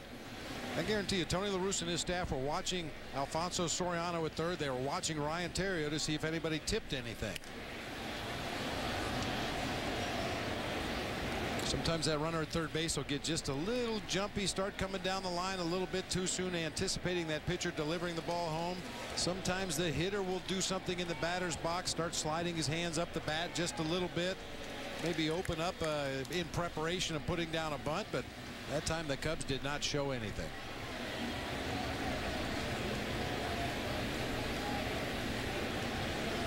And also what it'll do, it'll force the umpire to call timeout, and then the coach has to go through another set of signs once again. Laced in the left, 3-1. Terrio is second hit.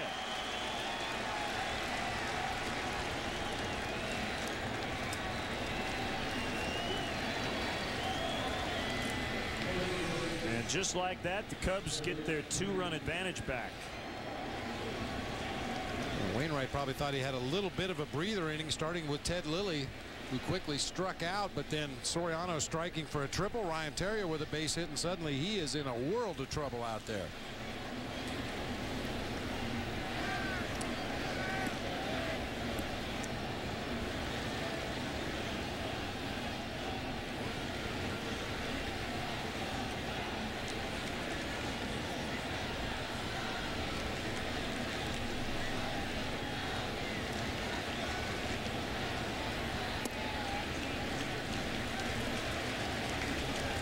No ball, 1-strike count on Derek Lee, who walked and scored in the fourth. Started the night second in the National League in batting, behind Chipper Jones, who's at 347. Derek Lee now at 338. Swing and a miss, 2 strikes. Well, Chipper Jones certainly defying the odds. We talked about those hand and wrist injuries and how hard they are to come back from, and how they usually take a little bit longer than you anticipate. But well, once Chipper was activated off the disabled list, he has been red hot ever since. The Braves are in San Francisco tonight. Barry Bonds not in the Giants lineup. Surrounded by Eckstein, they'll get an out at second base. They did get the out as Ryan dropped it, trying to take the ball out, make a throw, which he never did make. 2 outs.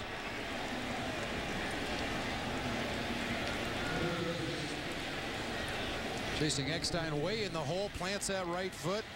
Clearly had the force out there at second base, and Ryan loses the ball when he tries to make the exchange into the bare hand. You can see Gary Darling right on top of the play, the crew chief, and immediately calls Ryan Terrio out, said that Ryan had the ball long enough and his foot on the bag to get the force play. High for a ball on Ramirez. Aramis is flied out and lined out. Cubs are trying to get their manager, Lou Piniella, his 1,572nd career win. Last night tied Dick Williams for 17th on the all-time wins list. Tony La Russa with 2,342 victories, so they have combined for 3,913 managerial wins.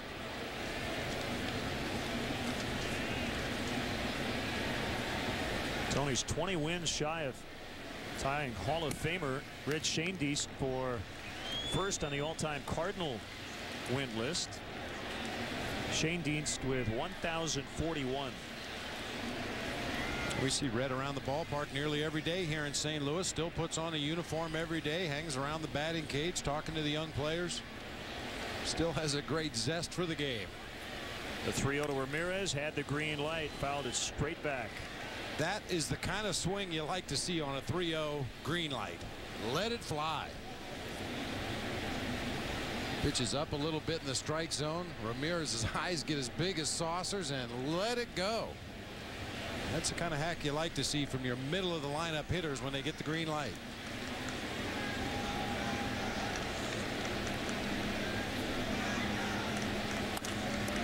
Rips that one into the left field corner.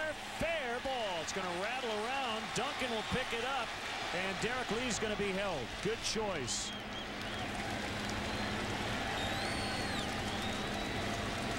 Cardinals would have had a great shot at Lee, and he tried to score, but Mike Quade, with that play right in front of him, held him.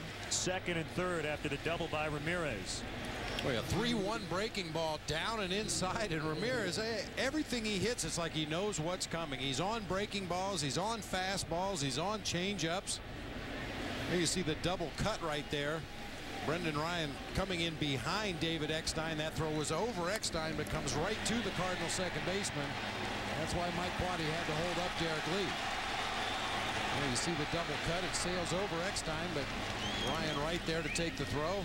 No choice but to hold up Derek Lee. Cubs as a team with 2 outs and runners in scoring position this month, hitting .318. So Cliff Floyd steps in.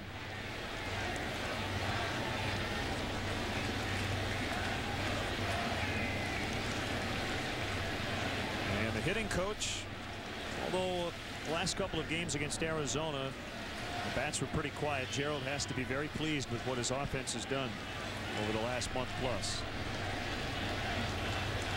Wainwright's going to go from the windup against Floyd, who takes it inside on a fastball.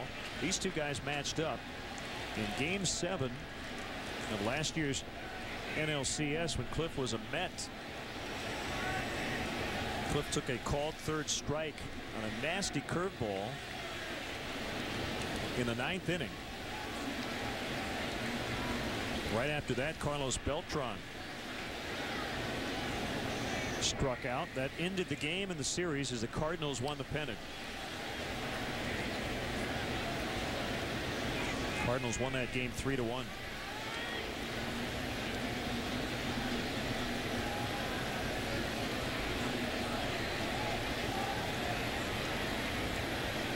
Molina setting up shop toward the outside. Line shot. Taguchi won't get to it. Bangs off the wall. 2-run score. Floyd racing towards second. He'll stand there with a 2-run double.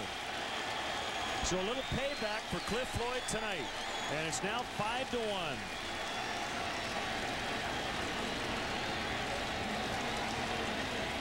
The single in the 4th was his first career hit against Wainwright, making 2 for his last 2.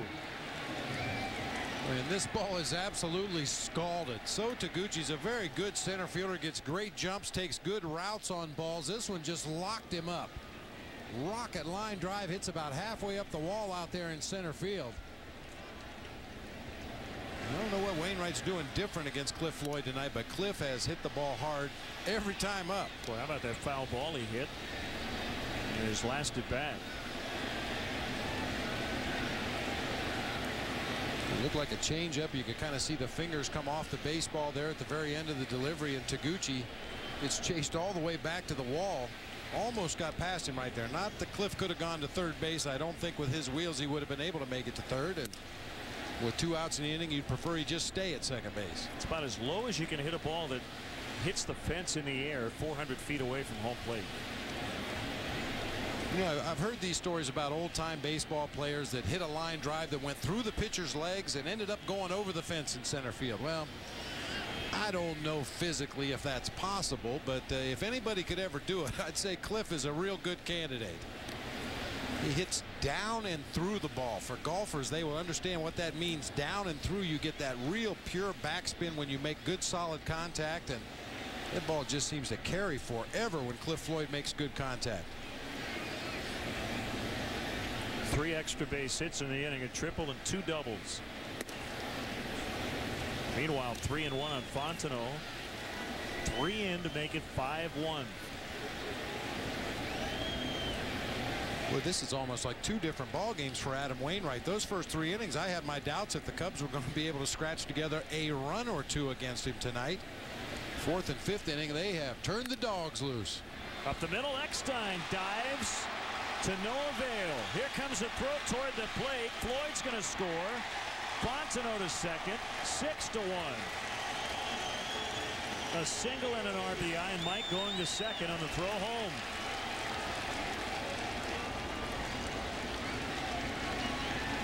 They are pouring it on.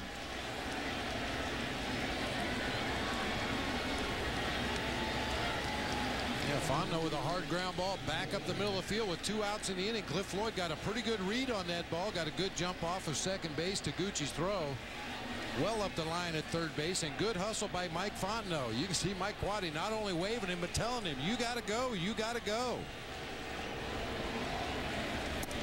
The third base coach will use verbal signs with the runner that goes by him as well. Sometimes you'll say, you know, you got plenty of time, you're all right, stay up, take it easy, don't pull a muscle. Other times you tell them, you got to go.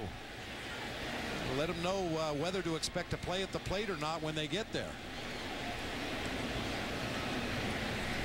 The 0-1 to Jones. Make it 2 strikes. 4 hits, 4 runs this inning. And they continue to give Ted Lilly good run support as he seeks his career best 7th straight win. Over his last 7 starts, Cubs averaging 6.9 runs when he's been on the mound. Well, they've given him 6 tonight. Jones hustling, but Pujols beats him to first base. They have opened it up. Now leading by 5 as Lilly goes back to work.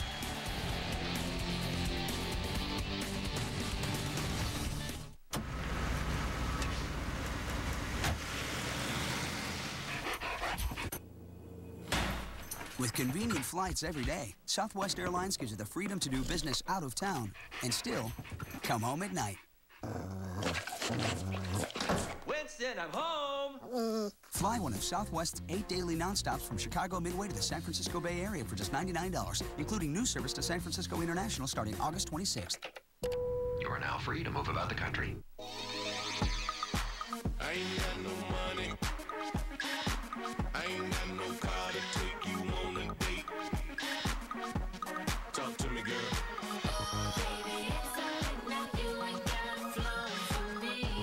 It's a classic that still has much flavor. McDonald's double quarter pounder with cheese. 2 big juicy quarter-pound patties of 100% pure beef, pickles, and diced onions. Some things that are old school never lose their cool. Talk to me, girl. Ba-da-ba-ba-ba. And now, a funny moment with Brent Butt. I'm thinking of getting a pet. Some people are cat people, some people are dog people. They say if you're going to get a pet, get one that suits your personality. So I'm going to get a sloth. I'm going to get a big, stinky, 3-toed sloth, me and him on the couch all day. Wicked back scratches from a sloth, I bet you. Oh, yeah. That's the spot, Flash. Be sure to catch Brent Butt, the star of our brand new comedy series, Quarter Gas. Premieres September 17th, only on Superstation WGN. Just because I'm a foster kid doesn't mean I'm a lost cause. I have the potential for greatness. Some people have an attitude about me because my parents have problems. Give me a chance. Do something to help me make it. Make foster care better. Don't write me off. Foster kids are our kids. Now a check on tonight's Honda Civic game summary. Big offense for the Cubs coming off a 4-run, 5-hit 5th inning. Everybody pitching in again. And Adam Wainwright tying his career high with 7 strikeouts, but giving up 6 runs to date. Tonight's Honda Civic game summary. Get performance and save gas. Test drive a new Civic at your Honda dealer today. Cliff Floyd with a big knock, a 2-run double. You know, Len, personally, I like this water torture offense. You know, a base hit here, a walk there, a double here, another single, another single. It gets everybody involved in the action. Get all your players into the rhythm of the game, running the bases. I like that a lot better than just playing home run derby, although home runs are nice at times. So you're of the mindset of the rally killing 3-run homer? Absolutely. Puts the pitcher right back into the windup. Nobody on base, no pressure, no stress on the defense. You keep those guys on the merry-go-round going first to third. Most managers will tell you that's the ideal situation they like to see.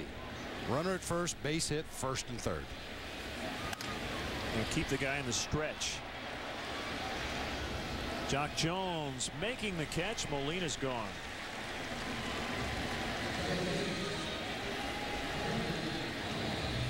Can't get my dad to like the Cubs. I can't get my son to like the Cardinals.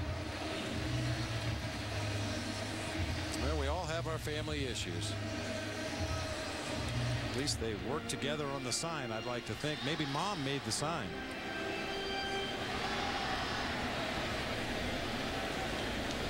Brendan Ryan, 1 for 1.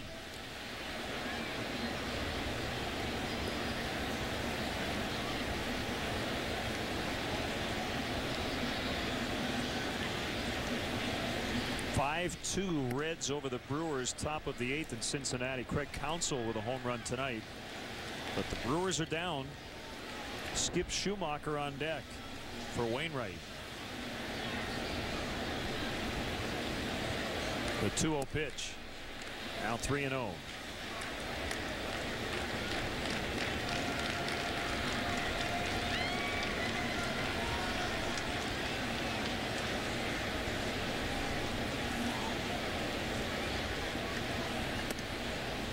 There's ball 4.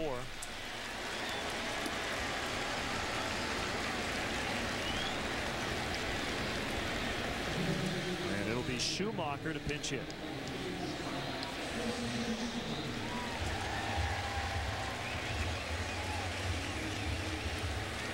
Schumacher got the start in right field for Tony La Russa last night. Came up with a big 2 RBI triple in the 5th inning. Was taken down for a pinch hitter in the 7th.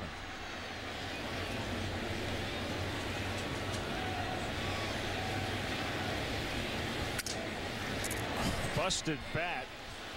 Like he jammed him on the handle, and Terrio throws him out. Jammed him on the handle. Wow. That was a grown man, took a full swing and hit that ball about 70 feet softly.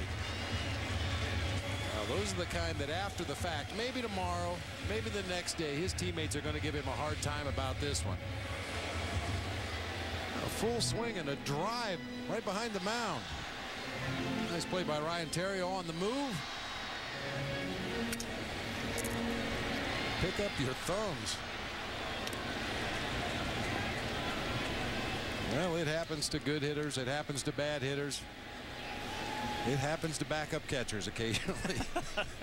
I know that feeling all too well.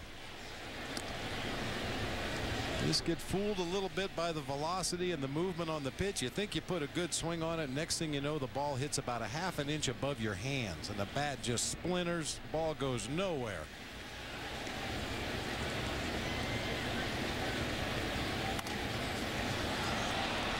Popped up by Eckstein. Ramirez with an easy play, and that shutdown inning works beautifully for Ted Lilly after his team gave him 4 in the top of the 5th. 6-1.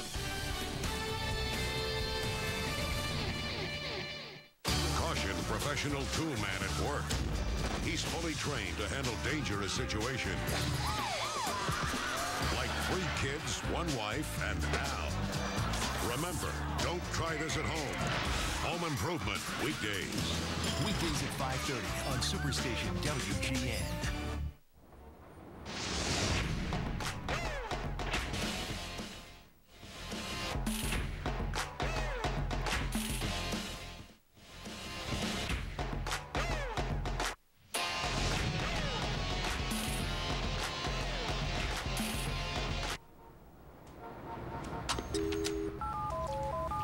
What up, P?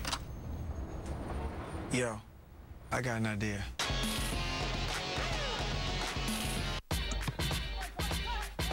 For my sport, the only sunscreen is Coppertone Sport. It protects me from damaging UVA and UVB rays. And it doesn't run in my eyes, no matter how hard I swipe. Coppertone Sport, high-performance sunscreens. At Sacred Heart Hospital, we treat patients like family. Giving each individual the kind of personal attention you won't find anywhere else. Carla? Our doctors are among the best in the nation. Claire! I'm alive!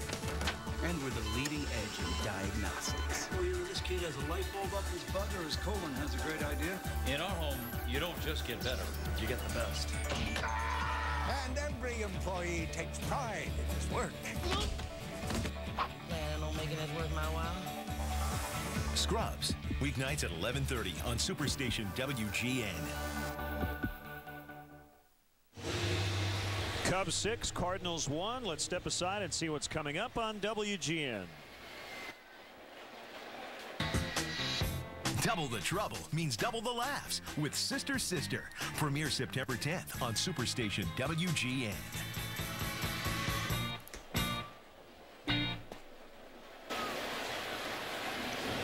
Len and Bob and our WGN sports crew from St. Louis. Coy Hill off Kelvin Jimenez. And it will be caught. Just missed it. Taguchi with a catch. 1 out in the 6th.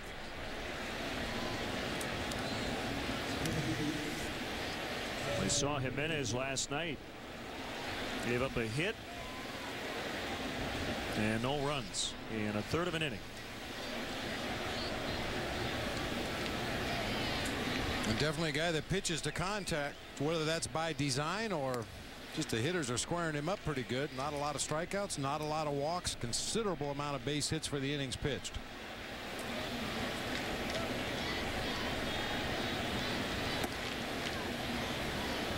Get well wishes to our good friend Dino Stairs in the Cubs Human Resources Department. Dino had surgery today. Hope you're feeling better, Dino.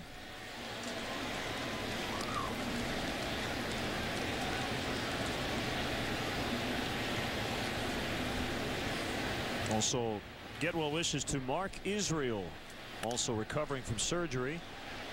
Lilly makes contact as Chris Duncan comes in out and left. 2 quick outs. Got an email from Drew in Wausau, Wisconsin. Says, Len and Bob, I've always wondered, when do major league players make time to lift weights? If you lift weights in the morning, isn't your body too fatigued to effectively swing the bat later on in the day? And who wants to make time to work out after a night game? When do guys work out? You find time, right? Well, yeah, they do. And I'm sure certain teams have certain procedures. They don't want their guys to lift before a ball game, so a lot of them do stay after the night games. It's just it kind of depends on the individual and his body type. That's deep. Duncan tracking. Can't get it. Soriano to second. He has a triple and a double tonight.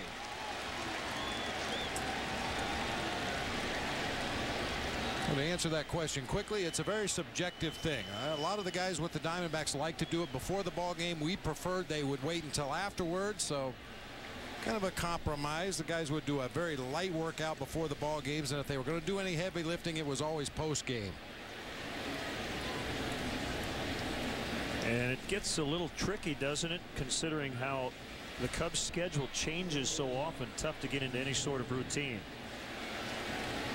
Yeah, Cubs coming off 5 straight day games, and this entire trip except for Sunday night games. That's something that has really changed in the game of baseball. My first few years in the big leagues, we didn't even have weights at Candlestick Park. It just wasn't done. A lot of organizations back then frowned upon it. They felt guys got too muscle bound, too tight, and you couldn't execute your swing the way you needed to. You couldn't throw the way you needed to.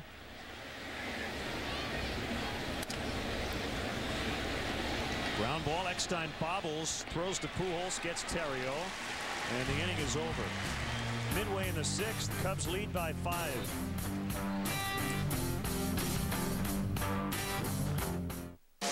Linda's addicted to spending. I took your advice and I froze my credit card.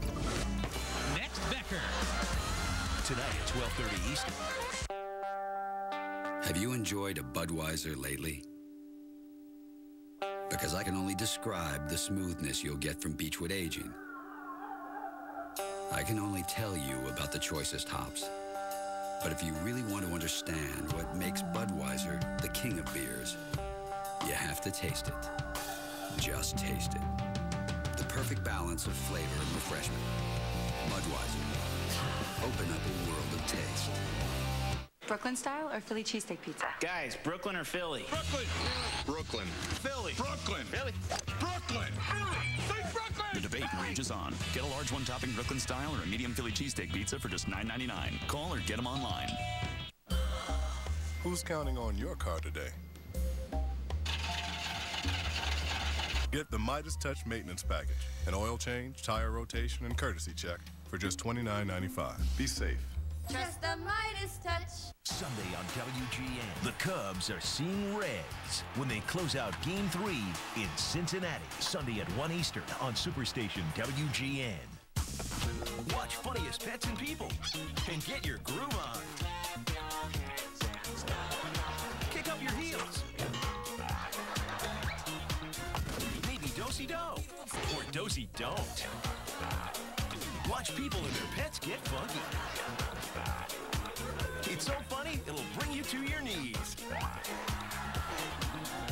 Boogie Down with Funniest Pets and People. Weeknights at 6:30, only on Superstation WGN. Well, partner, I did a little research. Uh-oh. The 1987 National League Championship Series, Giants and the Cardinals, and Mr. Bob Brenly, 20 years ago, went 4 for 17, 1 home run, 2 RBIs in 6 of the 7 games.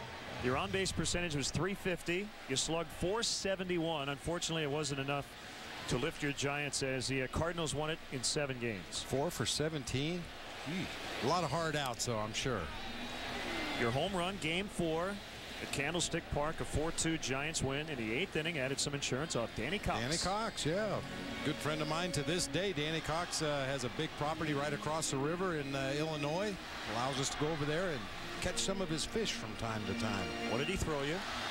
I don't even remember. It must have been a fastball. That's usually all I hit, you know. Unless the guy really made a bad mistake on an off-speed pitch. I was always looking to hit that heater. Gobbled up by Ramirez. Taguchi's out.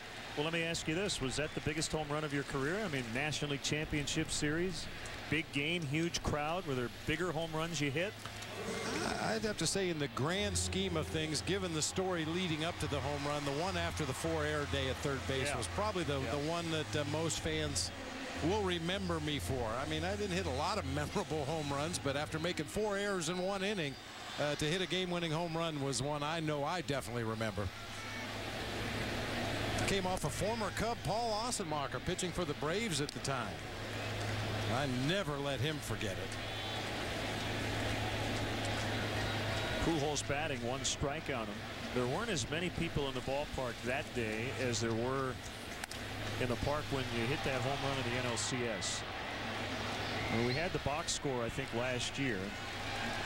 As Jones makes a catch, I think it was a weekday matinee, wasn't it? The 4-hour game? Yes, yes, indeed it was. And apparently it was late in the season. September 16th, I believe, was the date. And I think there was a college football game on that night. So the Superstation out of Atlanta wasn't even sending their regular broadcaster to do the game. I think Eddie Matthews was the color analyst that day.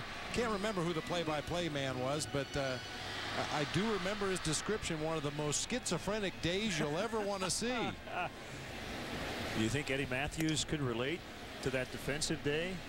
Probably not. Eddie Matthews was a pretty good defender down there at third base, and he hit a lot of home runs, so he probably wondered who was that guy kicking the ball all over the infield down there. 1 strike on Encarnacion, 2 for 2 with an RBI. And he dunks that one into right center, and it's now 3 for 3. Well, let me ask you this. What was the most memorable moment of that 87 championship series?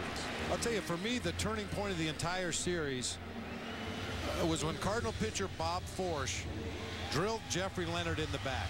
Jeffrey Leonard, I think, hit home runs in the first 4 games of the series. 1 home run in each of the first 4 games. And throughout the course of the 87 season, and even going back to 86 and 85, every time the Giants played the St. Louis Cardinals, we had a brawl. Now, as it turned out, the Cardinals weren't very enamored with Will Clark on the Giants, and all the Giants, we weren't crazy about Ozzie Smith. Would have been easier just to let those 2 square up and get it over with, but instead we had a brawl every series. And Bob Forsch drilled Jeffrey Leonard, and we didn't react the way we normally would, and I think it threw us off our game. Ted Lilly on his game tonight, 6-1 Cubs.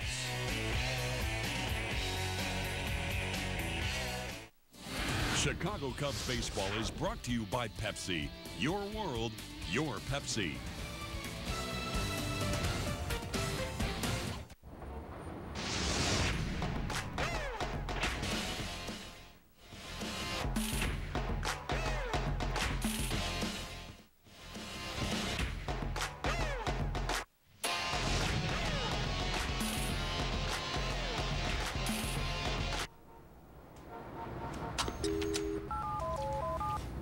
P?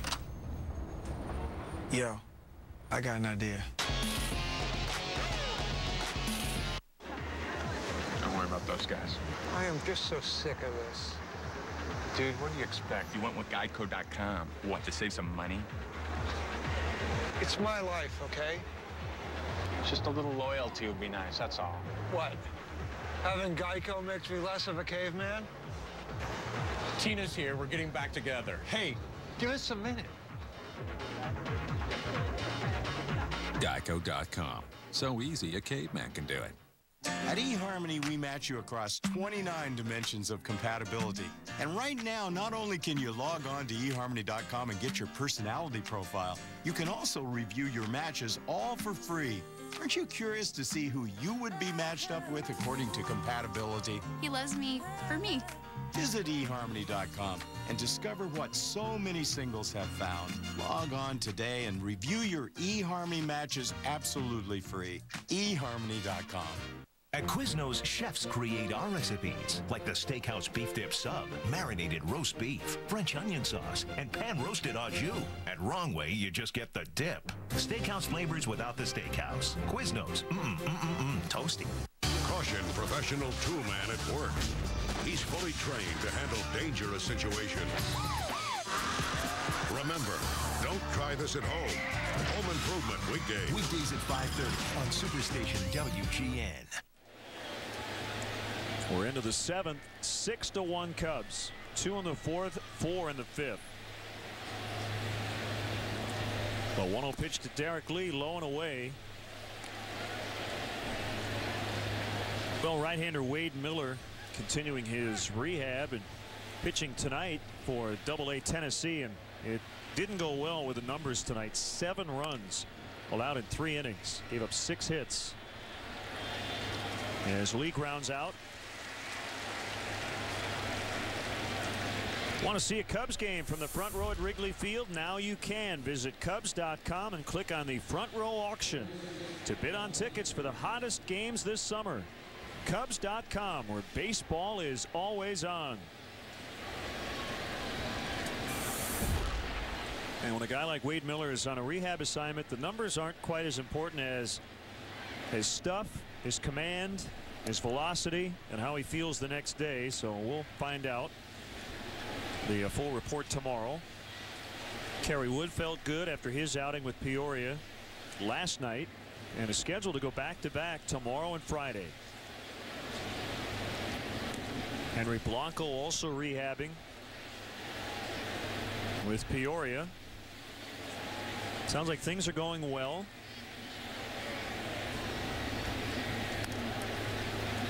Two and one on Ramirez. Stay tuned. The WGN News follows the game from St. Louis. The game's in St. Louis, not the news. Just wanted to clarify. Big swing, 2-2. Ramirez has to remind himself to get back into the strike zone here. He must be seeing the ball as big as a beach ball. He's taking a real level, flat, quick swing at every pitch he sees. And that's where the Cardinals have tried to go against Ramos Ramirez when they've been ahead in the count. That hard sinker down and in. I mentioned that's a ball he fouled off his ankle his first at bat in the ball game last night. He doubled down the left field line later in the game on that same pitch. 3-2, hit foul to the right.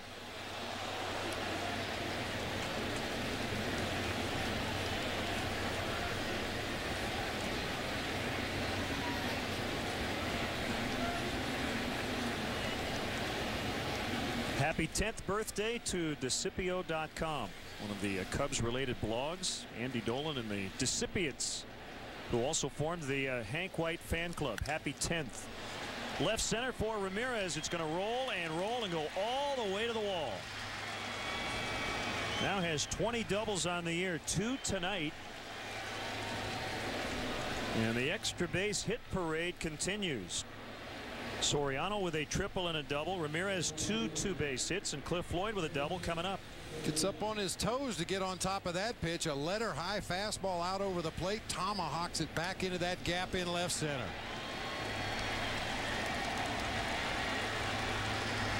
Well, he is about as hot as a hitter can be right now. Every time he swings the bat, he's squaring it up. Pitcher makes a good pitch, he fouls it out of play, waits for the next one, and if it happens to be in the middle of that zone, he is absolutely crushing the ball.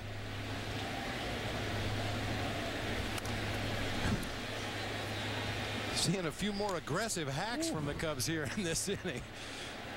And Aramis Ramirez coming out of his shoes. Cliff Floyd sees that first pitch in the middle of the zone, and he lets it fly. Yeah, they are getting after it.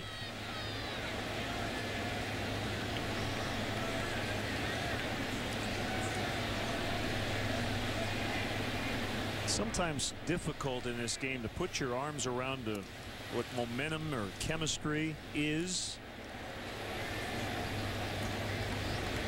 But it's that idea of relaxing, having confidence, knowing that if you're in a game, you're probably going to win it. And the Cubs have it. Turned on another one. That one's just foul. Cubs clearly pressed early in the season, especially at home. Yeah, a lot of guys trying to hit 3-run homers with nobody on base, trying to make the miracle play on defense instead of just making the fundamental plays. But as each phase of the game has kind of fallen into place, you can just sense that Cubby swagger that Lou talked about back in spring training. It certainly wasn't evident the first month and a half of the season, but you can see it in the players. You can see it in their body language. It's going to back up Brendan Ryan a bit. Ramirez now at third base with 2 outs.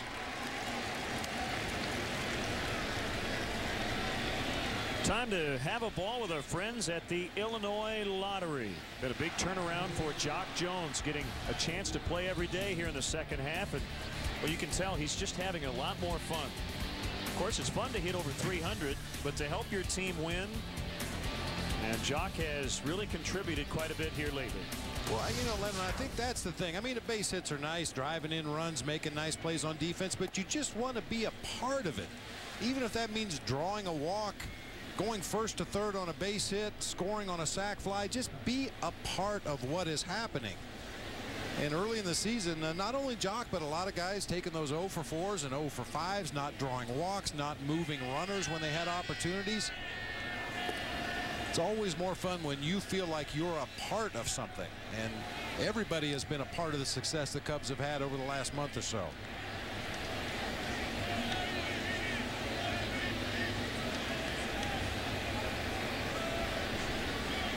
Solid night for Fontenot with 2 hits and 2 ribbies.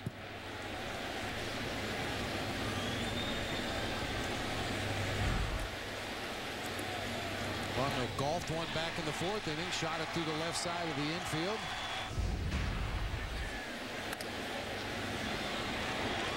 Fifth inning, gets one by a diving David Eckstein into center field. Cliff Floyd with a trick slide at the plate to score, even though there was no play. You got to practice that in case you need it at some other time. The hop and the stop by Jimenez, and keeps the Cubs off the board in the 7th. Stretch time from St. Louis. Cubs 6, Cardinals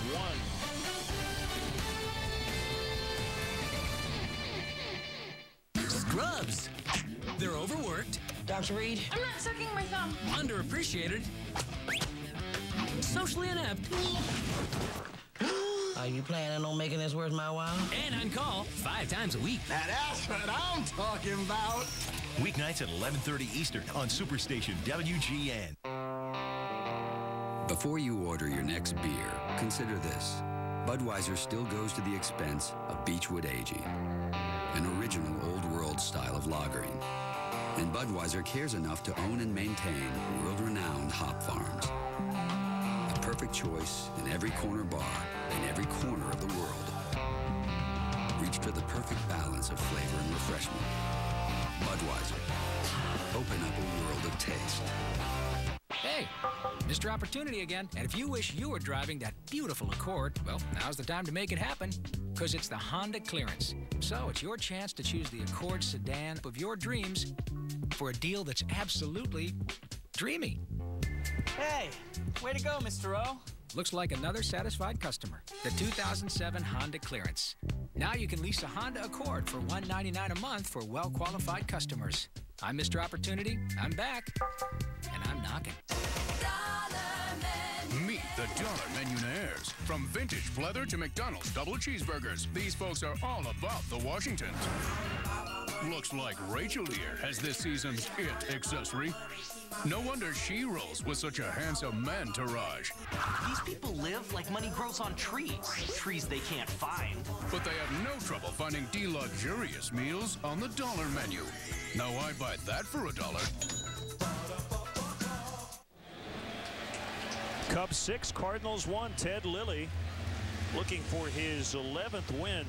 And he's also trying to become the first Cubs left-hander to reach 11 wins before the club's 100th game of the season since Ken Holtzman accomplished the feat in 1969.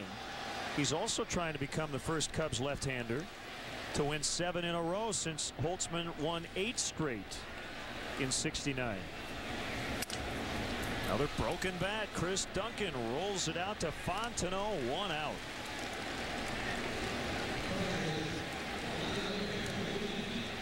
Cliff Floyd is out. Angel Pagan is in, playing right.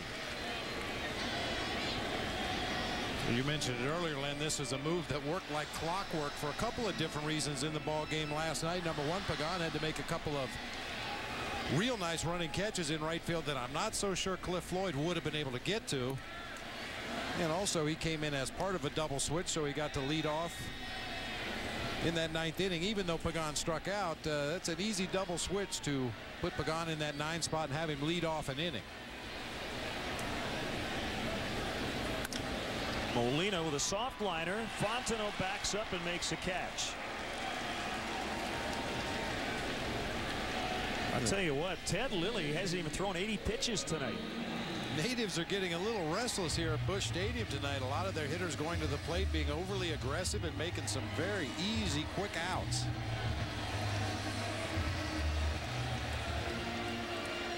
Ted has gone 8 innings 3 times this year. 4 complete games in his career. I hate to look too far ahead, but his last complete game was back in 2004 with the Blue Jays.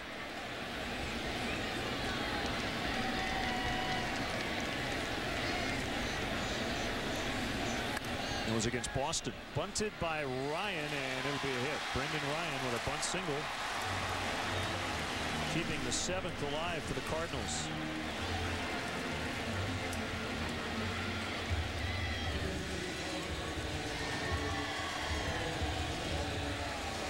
Nice effort by Ted Lilly. Not sure if he would have been able to make a play if he does get to this ball. He leaves his feet, tries to slide, grab it, and then pop up and throw all in one motion. Unfortunately, just kind of fanned on the ball. The second bounce really stayed down, and Ted just slides right past the baseball. Lilly's last big league complete game, August 23rd, 2004, a 3-0 win against Boston. And he faces Ryan Ludwig, a pinch hitter for Jimenez. The pitch, ball 1.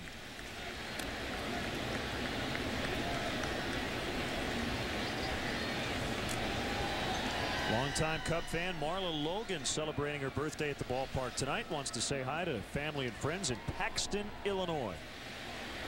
We're told she is turning 29 for the 19th straight year. Keep your record intact. Nice going.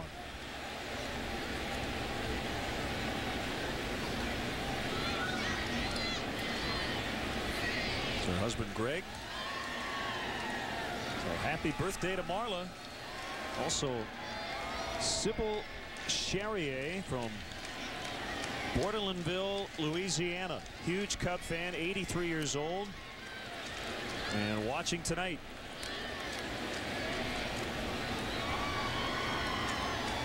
Probably a big Ryan Theriot, Mike Fontenot fan from Louisiana. Yeah.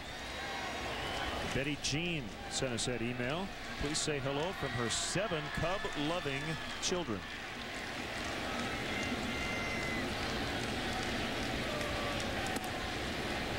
Missed again, 3-1 on Ludwig.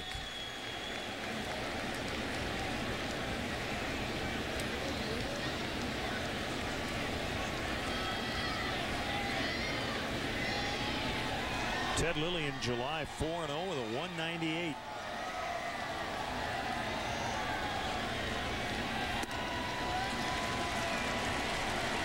So 2 on with 2 down.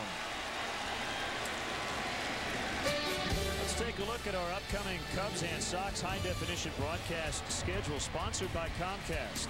Sox and the Blue Jays is Saturday, 6 o'clock on WGN Sports from the South Side. Cubs host the Phillies on the U next Tuesday, July 31st at 7. And on August 2nd versus the Bills at 1 o'clock on WGN Sports. 2007 Cubs and Sox baseball in HD, sponsored by Comcast. Carlos Marmol has a baseball out of the bullpen. He's been pretty busy lately.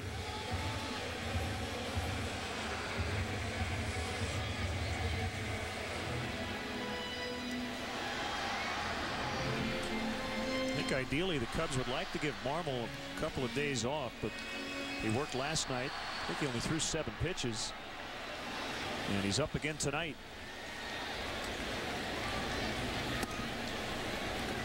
Strike 1 on Eckstein.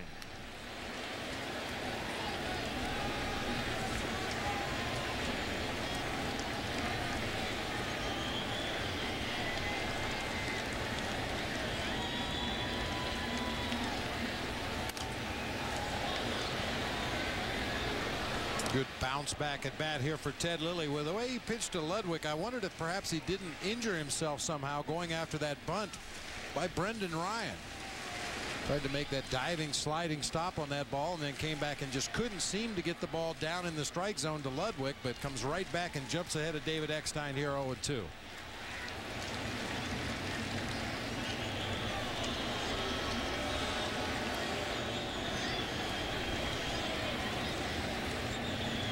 Sweet Lou. Well, sometimes you look at that lineup card for a specific reason. Other times you just stare at it, hoping it'll talk to you. And what will it say? Well, it depends on the situation, but you know. Double swing. Double swing. Play the matchup. Leave him in for one more hitter.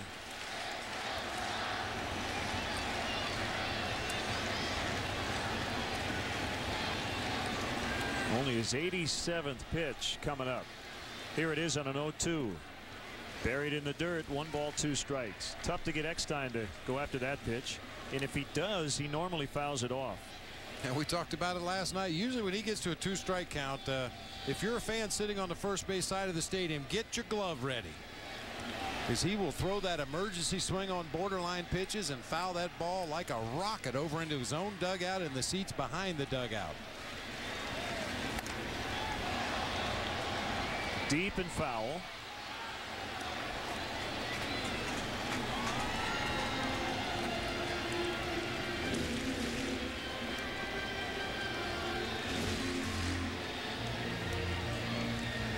Cubs out hitting the Cardinals 11-6.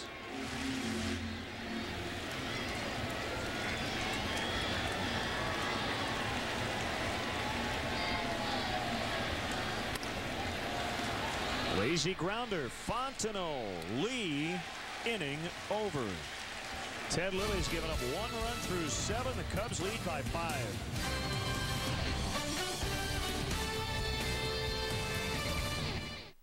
When my doctor told me my high blood pressure may have led to my erectile dysfunction, I was surprised. But then he said there was something I could do. When I found out my diabetes could have led to my ED, I learned there was help. My doctor told me about Levitra. Levitra is clinically proven to work for men with ED, even those with high blood pressure or diabetes. Levitra is only for men healthy enough for sexual activity. If you have heart problems or are on alpha blocker therapy, talk to your doctor before taking Levitra. Do not take Levitra if you take nitrates for chest pains, as this may cause an unsafe drop in blood pressure. Side effects may include headache, flushing and stuffy or runny nose. To avoid long-term injury, seek immediate medical help if you experience an erection lasting longer than 4 hours. If you have any sudden decrease in vision, stop Stop taking Levitra and call your doctor right away. Doctors know Levitra helps treat ED, even in men with high blood pressure. And in men with diabetes. Over 1 million men just like me have already taken Levitra. You should talk to your doctor about Levitra. The more you know about ED, the more you'll want to know about Levitra. Wouldn't you know it? One moment we're on the road to romance, when suddenly it gets interrupted. That's why for guys like me with ED, there's Cialis. Cialis is the only erectile dysfunction tablet clinically proven to both go to work fast in as little as 30 minutes for some men and work up to 36 hours. The fact that Cialis can work fast is great, but having up to 36 hours gives me the option of being ready once the moment is finally right. Tell your doctor about your medical conditions and all medications and ask if you're healthy enough for sexual activity. Don't take Cialis if you take nitrates for chest pain, as this may cause an unsafe drop in blood pressure. Don't drink alcohol in excess with Cialis. Side effects may include headache, upset stomach, delayed backache, or muscle ache. To avoid long-term injury, seek immediate medical help if you experience priapism, an erection lasting more than 4 hours. If you have any sudden decrease in vision, stop taking Cialis and call your doctor right away. Why ask your doctor about Cialis? Because even after an interruption, you can still be ready. When the moment is right, you can be ready with Cialis. Time now for our Bud Light Fan Cam by request from a viewer, many viewers, your indentured servants with Tomorrow Knows.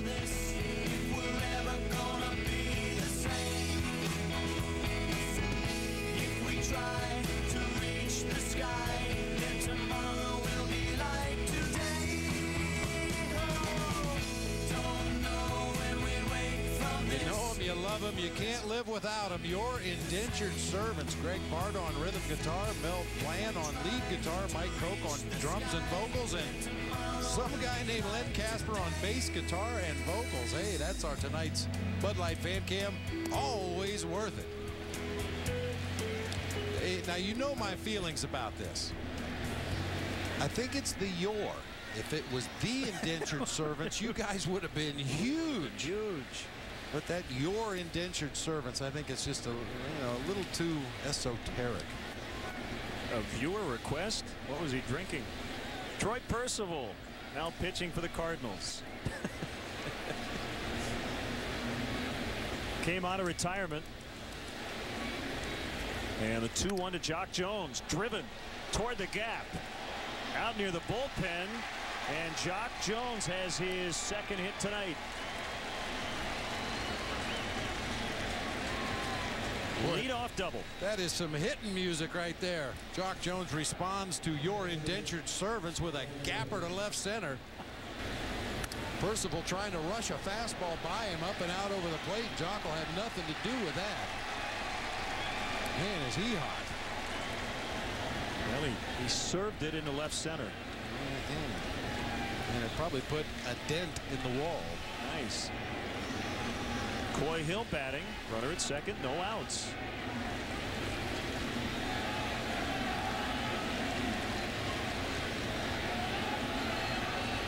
The kick and the pitch. Breaking ball outside. Well, it looked like Troy Percival's career was over. He was with Detroit in 2005, injured his right forearm, and eventually was forced to retire after the 06 season. He signed a minor league contract with the Cardinals in June after working as a special assignment pitching instructor with his former team, the Angels.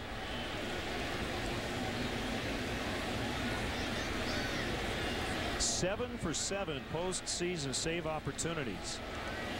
Percival winning a ring with the Angels in 2002.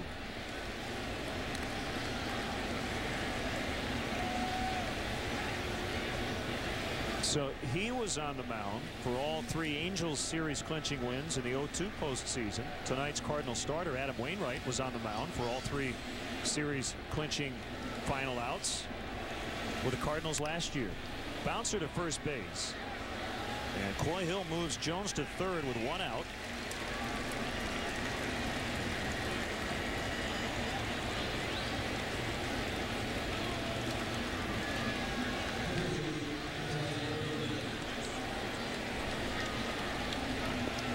David Eckstein, Adam Kennedy, a bunch of former Angels on this Cardinal team. Scott Spezio. Ted Lilly breaks his bat and picks up an RBI single.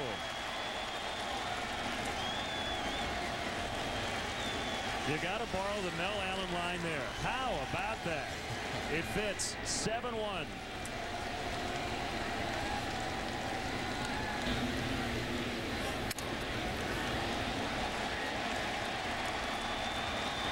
That'll work. Infield drawn in at the cut of the infield grass. That little floater barely made it to the outfield grass, but a well-placed RBI single for Ted Lilly.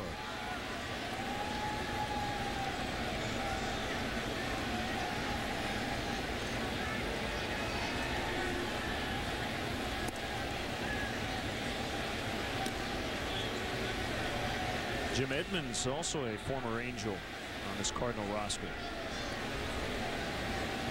Chock full of former Angels. California / Anaheim / Los Angeles Angels. Eckstein lays out, can't get it. Lilly's going to stop at second.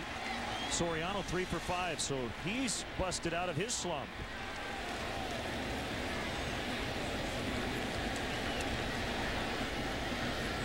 Where the hits just keep coming. Alfonso Soriano gets jammed a little bit by the fastball from Troy Percival, but strong enough to muscle it back up the middle of the field. 14 hits on the ball game for the Cubs. Good news from Cincinnati. The Reds beat the Brewers 7-3. Cubs can get within 2 with a win tonight. And Milwaukee with its 45th loss. The Cubs have 46.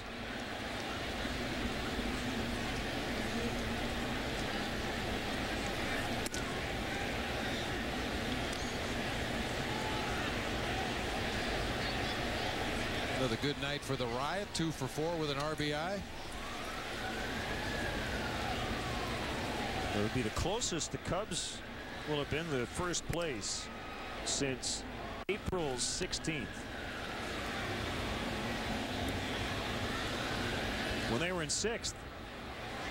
But they were close. They were 5-7. 2 games back. Still need to record 6 outs. Fly to right. Lilly went halfway, now retreats to second base. Encarnacion gathers it in. 2 gone.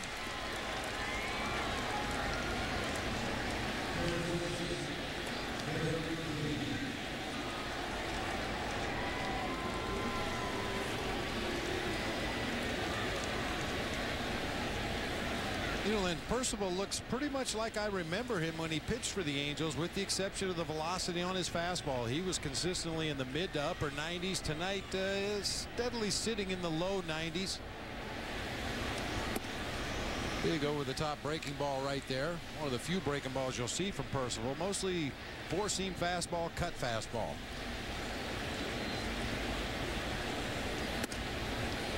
.92 on the heater. He'll turn 38 on August 9th.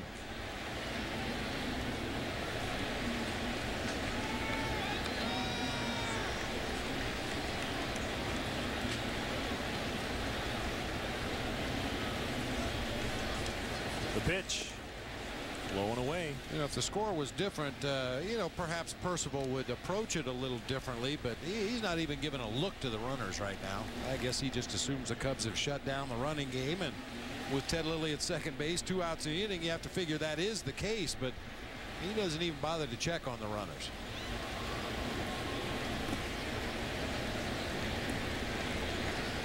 And he's put up really good numbers. This is his 10th appearance, 2 wins, a .338 ERA,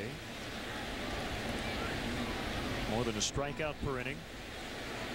Opponents hitting just .216 against him.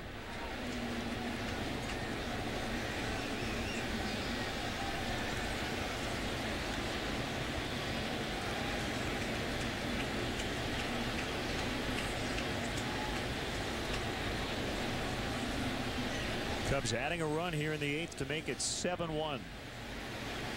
Big leg kick. Lee swings and misses. That's out number 3. Ted Lilly with an RBI hit. It's now 7-1.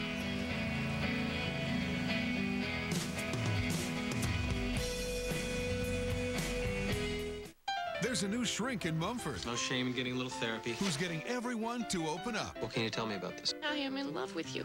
Wow. But he's the one who needs the help. I smell a rat, I'm telling you. You're a big fake. Everybody has a story. Seems like you got the variety pack. Mumford, Thursday at 8 on Superstation WGN. No matter what the label looks like, no matter how you say it, one beer is the perfect choice at any corner bar in any corner of the world. Reach for the perfect balance of flavor and refreshment. Budweiser.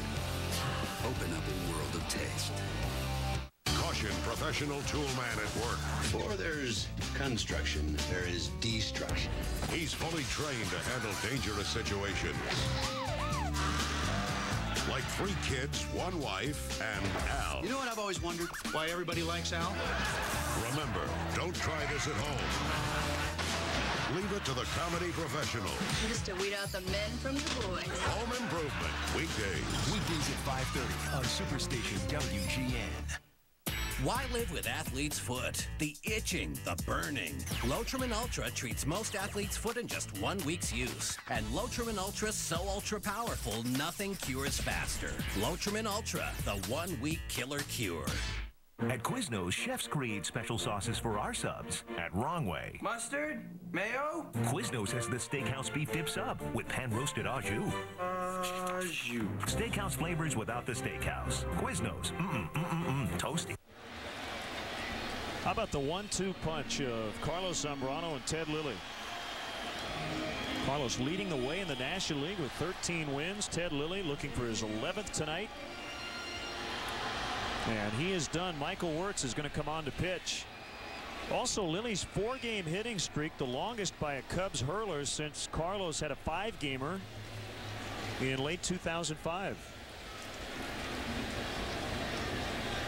So he let him take the final at bat, and Lilly came through with an RBI single before being taken out for Michael Wirtz. Ted threw 89 pitches, 7 innings, 6 hits, 1 run, 3 walks, 2 strikeouts.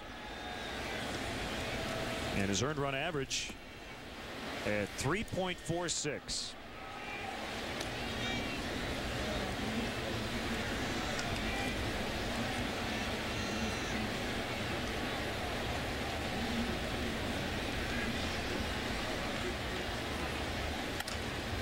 Taguchi serves it into center for his first hit.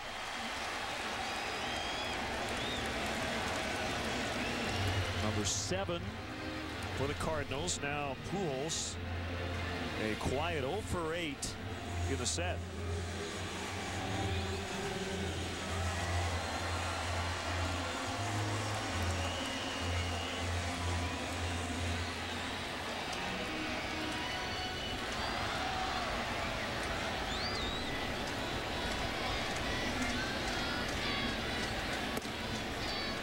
Happy birthday to huge Cub fan Norma Tomarup, turning 85 today.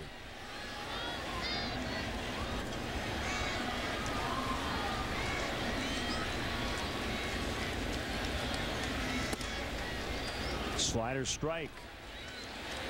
1-1. Encarnacion waiting on deck. It has been all Cubs tonight. And as Bob mentioned earlier, really 2 separate games for Adam Wainwright. Nice play by Ramirez. They get 1, they get 2. Double play, number 3 for the Cubs tonight.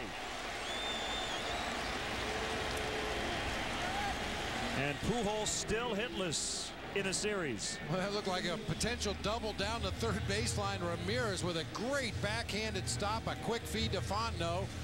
They turned in that into a fairly routine double play right there. Nicely done.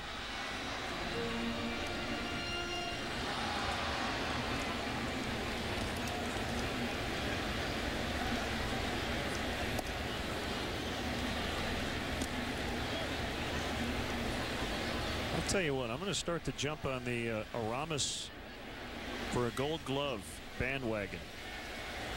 He is putting together a tremendous defensive season. And as we both know, in the Gold Glove category, your offense doesn't hurt. Encarnacion with a big night, 4 for 4.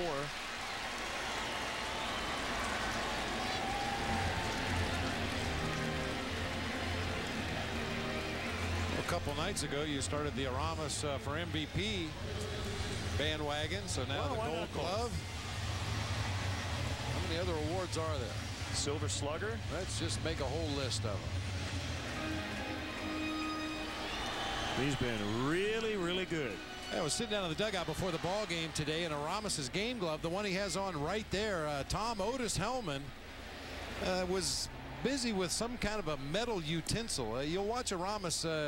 He has a little pine tar on the back of the glove. You can see it every now and then right there. He goes to just to get a little pine tar on his fingers to make sure he has a good grip on the ball when he throws across the infield. And apparently so much pine tar had built up on the ball that he asked Otis to take that scraper and get some of it off before the ball game today. Jones the catch, works, gets out of the 8th, gives up 2 singles, no runs. Here comes the 9th. Cubs up big, 7-1. Chicago Cubs baseball is brought to you by Southwest Airlines. With more flights to more places than ever before, Southwest is taking low fares even farther. Visit southwest.com.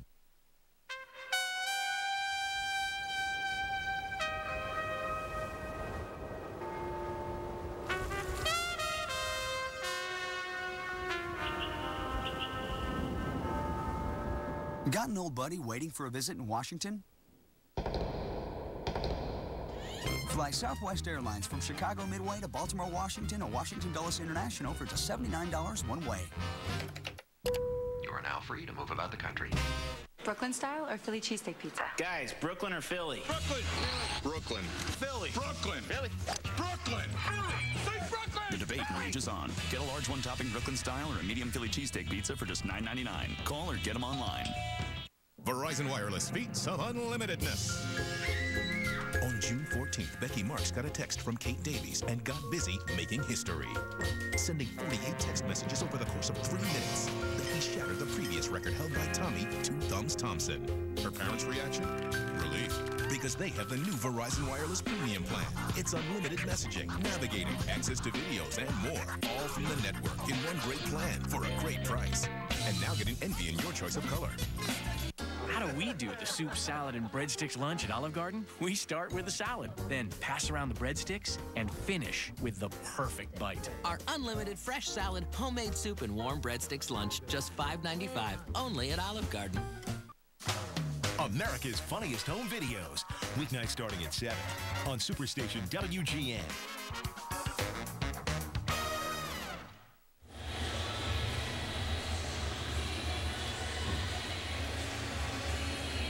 (7-1) Cubs. Ramirez, Pagan, and Fontenot against Troy Percival, who gave up a run on 3 hits in the 8th. Tony La Russa is going to let him pitch the 9th as well. To third for Roland, who throws out Ramirez. While we have a moment, let's step aside and see what's coming up on WGN. Make a citizen's arrest and handcuff yourself to the couch every Friday night. Reno 911, part of our new Friday night comedy lineup on Superstation WGN, premiering September 14th. Also coming up, the news following the game. Stay tuned for the WGN News. Cubs trying to get back to 7 over after losing 2 straight to end the homestand, trying to win 2 straight to start the trip. The trip will end in Cincinnati with a 3-game series starting Friday night. We'll be on the air at noon Central Time on Sunday for the finale of the trip. Carlos Zambrano and Matt Belisle, the probables for Sunday.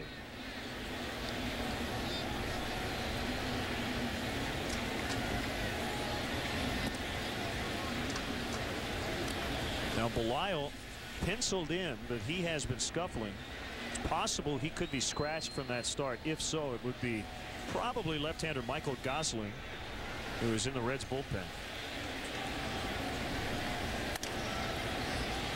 The Reds with a new manager on an interim basis, Pete McCannon. Previous experience, he was the interim manager with the Pirates a couple of years ago in September after Lloyd McClendon was fired. And they played pretty good baseball since he took over. And again, they won tonight, beating Milwaukee.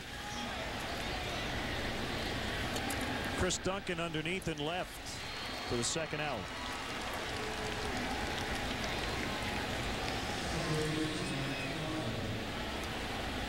Jason Marquis tomorrow night will try to beat his former club for the third time this year. He'll take on Braden Looper.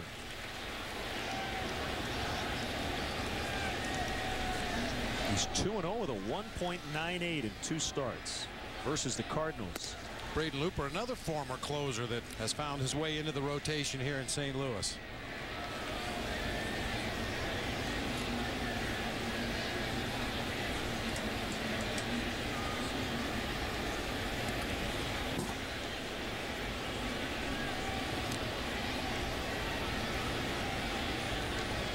Well, certainly, one could criticize the Cardinals for taking a chance and putting Looper in that spot. Not necessarily Adam Wainwright, who was basically a career starter in the minor leagues and only closed last year, swing and a miss by Fontenot.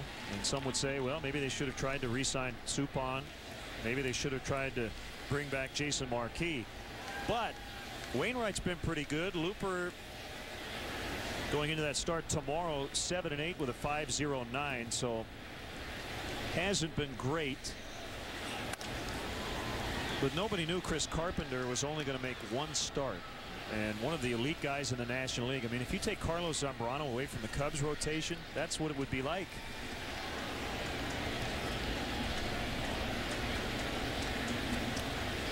And Looper was a guy they felt had enough bullets to be a starting pitcher, had more than just 1 or 2 good pitches, which you can get by with out of the bullpen, but as a starter you usually need that 3rd and sometimes 4th pitch. 6-3 ground out. Percival goes 1-2-3 in the 9th. Bottom 9 coming up. Cubs trying to close them out, leading 7-1. Deep in the Amazon, this New Yorker is looking for answers. The boy sitting next to the fire over there is your son. What am I supposed to do now? When you go from one jungle to another, things are bound to get a little savage. Tim Allen. No, come back here. Disney's Jungle to Jungle. Sunday at 11 Eastern on Superstation WGN. You're messing with the wrong guy. We're up to 1 million hits. Sweet. Who is it? Chuck Norris. Yeah, right.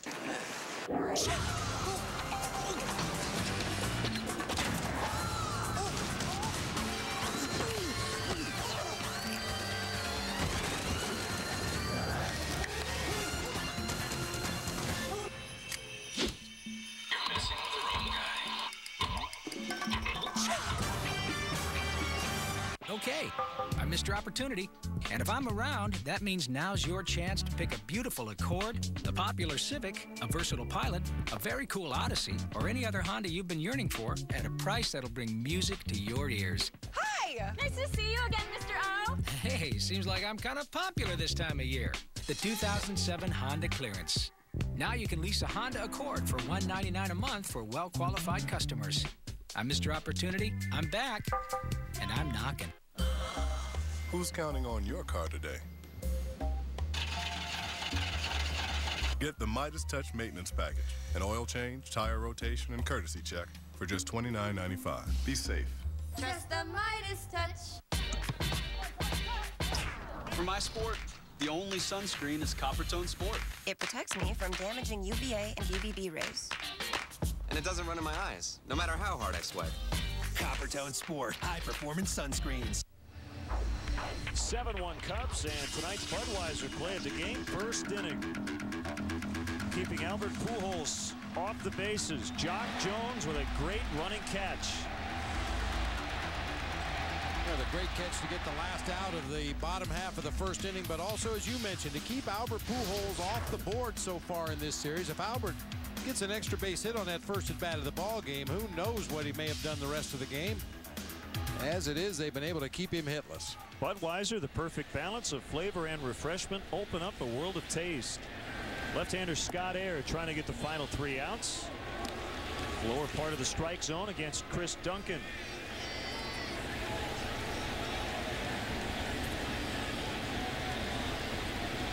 Been a struggle for Scott on the season.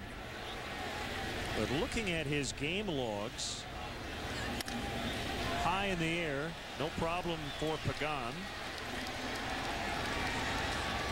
And Duncan eliminated. This is the longest stretch he's gone without allowing a run. 4 consecutive appearances without allowing a run. Previously, he had only gone 3 straight in between allowing runs. So you could say he's pitched his best baseball right now. And Lou Piniella has been very forgiving this year. He's given guys second and sometimes third opportunities to go out there and get the job done.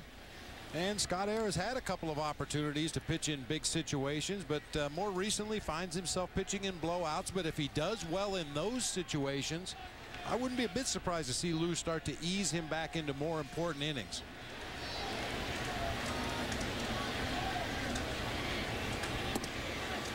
And over these 4 outings, his earned run average has gone down from 707 to 625.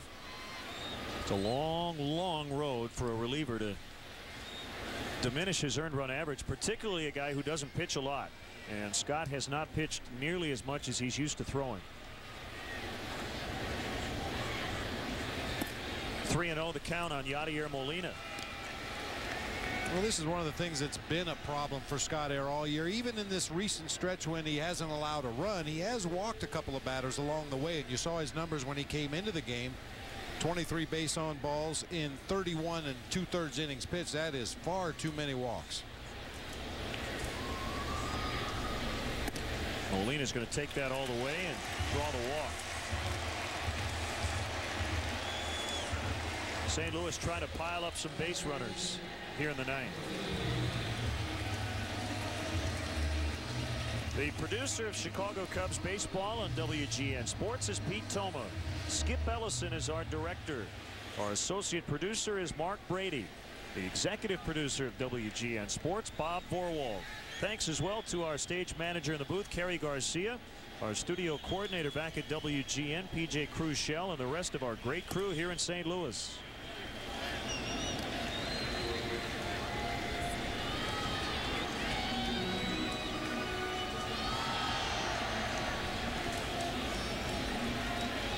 With a win, the Cubs would improve to 4-0 here this season. 6, 4, 3. Cubs win. An appropriate finish. They turned 4 double plays tonight and beat the Cardinals 7-1. So Scott Air with his 5th consecutive scoreless outing. Big night all around. Jock Jones on defense and offense. Cliff Floyd with a couple of RBIs on 1 hit in the 5th inning. And the Cubs pull away and beat the Cardinals 7-1. Ted Lilly with his 7th straight win. We'll be back.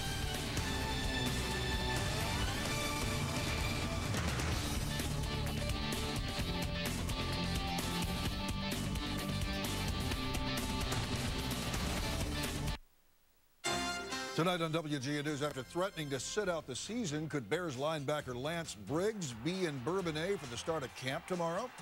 Smokers prepare to pay. Cigarettes could soon cost a lot more in Illinois. Some people get a trainer, others count calories, but the quickest way to lose weight may be to get some new friends. Have you enjoyed a Budweiser lately? Because I can only describe the smoothness you'll get from Beechwood aging. I can only tell you about the choicest hops. But if you really want to understand what makes Budweiser the king of beers, you have to taste it. Just taste it. The perfect balance of flavor and refreshment. Budweiser. Open up a world of taste.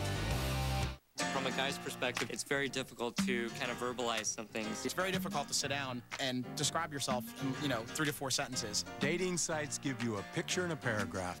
At eHarmony, we do the matching for you based on 29 dimensions of compatibility. And right now, you can log on to eHarmony.com and review your matches all for free. Aren't you curious to see who you're compatible with? Love is pure joy. eHarmony.com. Log on today. You know, testing my blood sugar is such a hassle.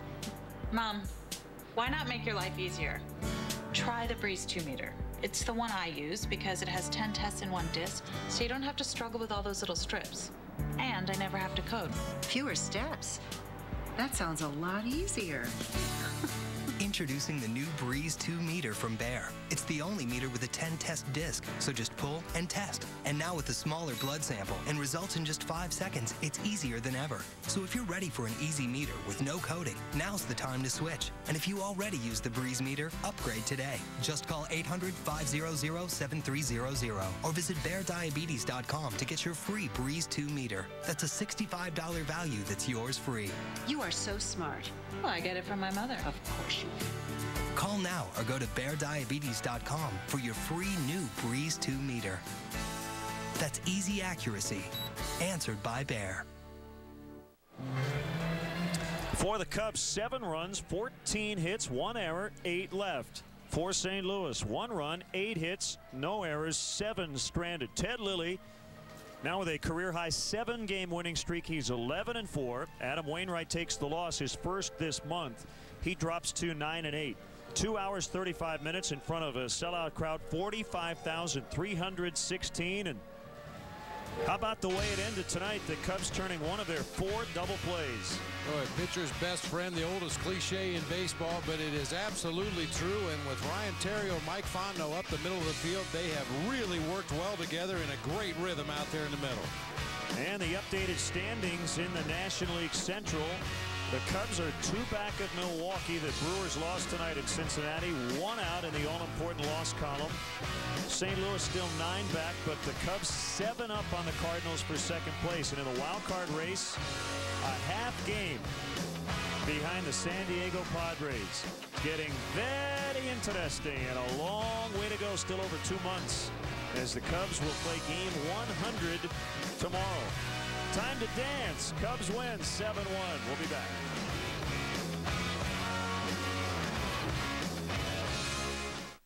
The life of a Dairy Queen Blizzard cake. First, your favorite candy goes inside a blizzard. The blizzard then goes inside a blizzard cake, which goes inside your mouth. And then inside your tummy. But wait 20 minutes before you go inside the ocean. Or else you could end up inside a whale. The end. With the amazing DQ Blizzard Cakes, you get to choose which Blizzard flavor you want. Now that's a good reason to celebrate. Do one and DQ something different.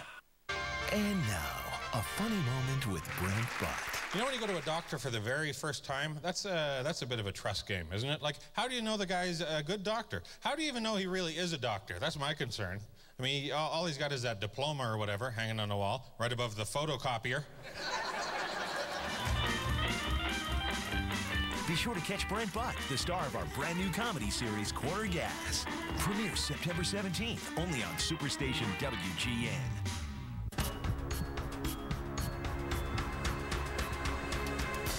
This is my case.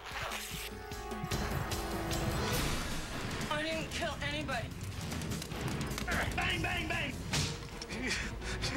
You have the right to remain silent.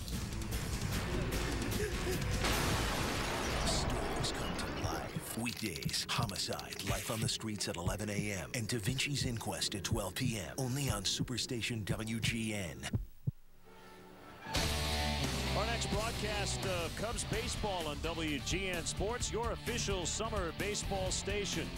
Sunday afternoon, the road trip finale from Great American Ballpark in Cincinnati. Cubs and Reds will put the wraps on a 3-game weekend set. Carlos Zambrano will look for his 14th win. Matt Belisle scheduled for the Reds. Our 60th year bringing you Cubs baseball on WGN Sports. Baseball like it ought to be. Once again, our final score tonight, the Cubs 7, the Cardinals 1. So for Bob Brentley, Pete Thomas, Skip Ellison, Mark Brady, Bob Vorwald, and our entire crew, this is Len Casper inviting you to stay tuned. The WGN News is next. Chicago Cubs baseball, brought to you by Bud.TV, where entertainment is always on. It's time to shake things up. Put some bada bing into your day. Even kick up your heels. The cure for the working day is laughter, so laugh it up with America's Funniest Home Videos. Weekdays at 3, then get hit again. Weeknights at 7. America's Funniest Home Videos on Superstation WGN. America's Funniest Home Videos. Weeknights starting at 7 on Superstation WGN.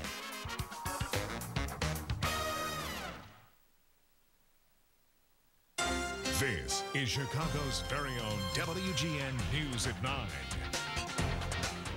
Police passing out flyers hoping someone knows the driver who hit a woman and her grandson, putting both in the hospital. Good evening, I'm Allison Payne. And I'm Steve Sanders. Some new information tonight about the car that sped away from the accident. WGN's Antoine Lewis is live on the northwest side with our top story. Antoine.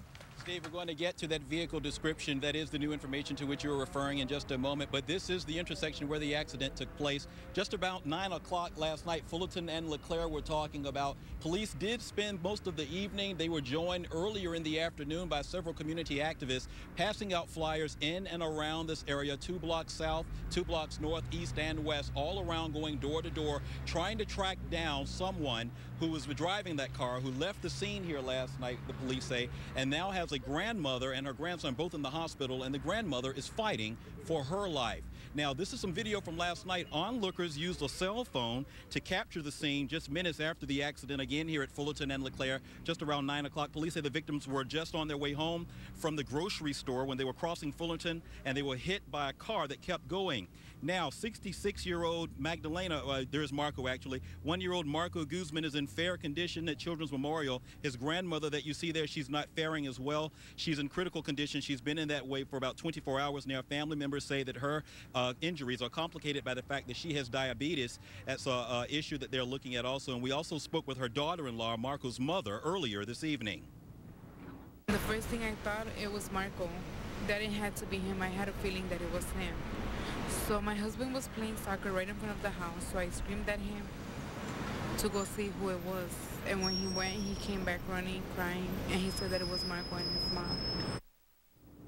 Here is that new information that we promised you earlier. This is the car that police are looking for that was on the flyer that's being distributed. It is an older model blue Cadillac 2-door with a tan top, and it's also one of those soft mesh tops, if you will, if you're familiar with that. Here is a partial Illinois plate that it could contain the numbers 17068 on the license plate. Anyone with information is asked to call Chicago police. They are very concerned, very much trying to track down the person or persons that were in that vehicle to hold them accountable for this incident, again, that has a 66-year-old woman fighting for her life, though it appears that her grandson is doing somewhat better. We are at Fullerton and LeClaire tonight on the northwest side. Antoine Lewis, WGN News. Antoine, thank you for that report. A developing story tonight.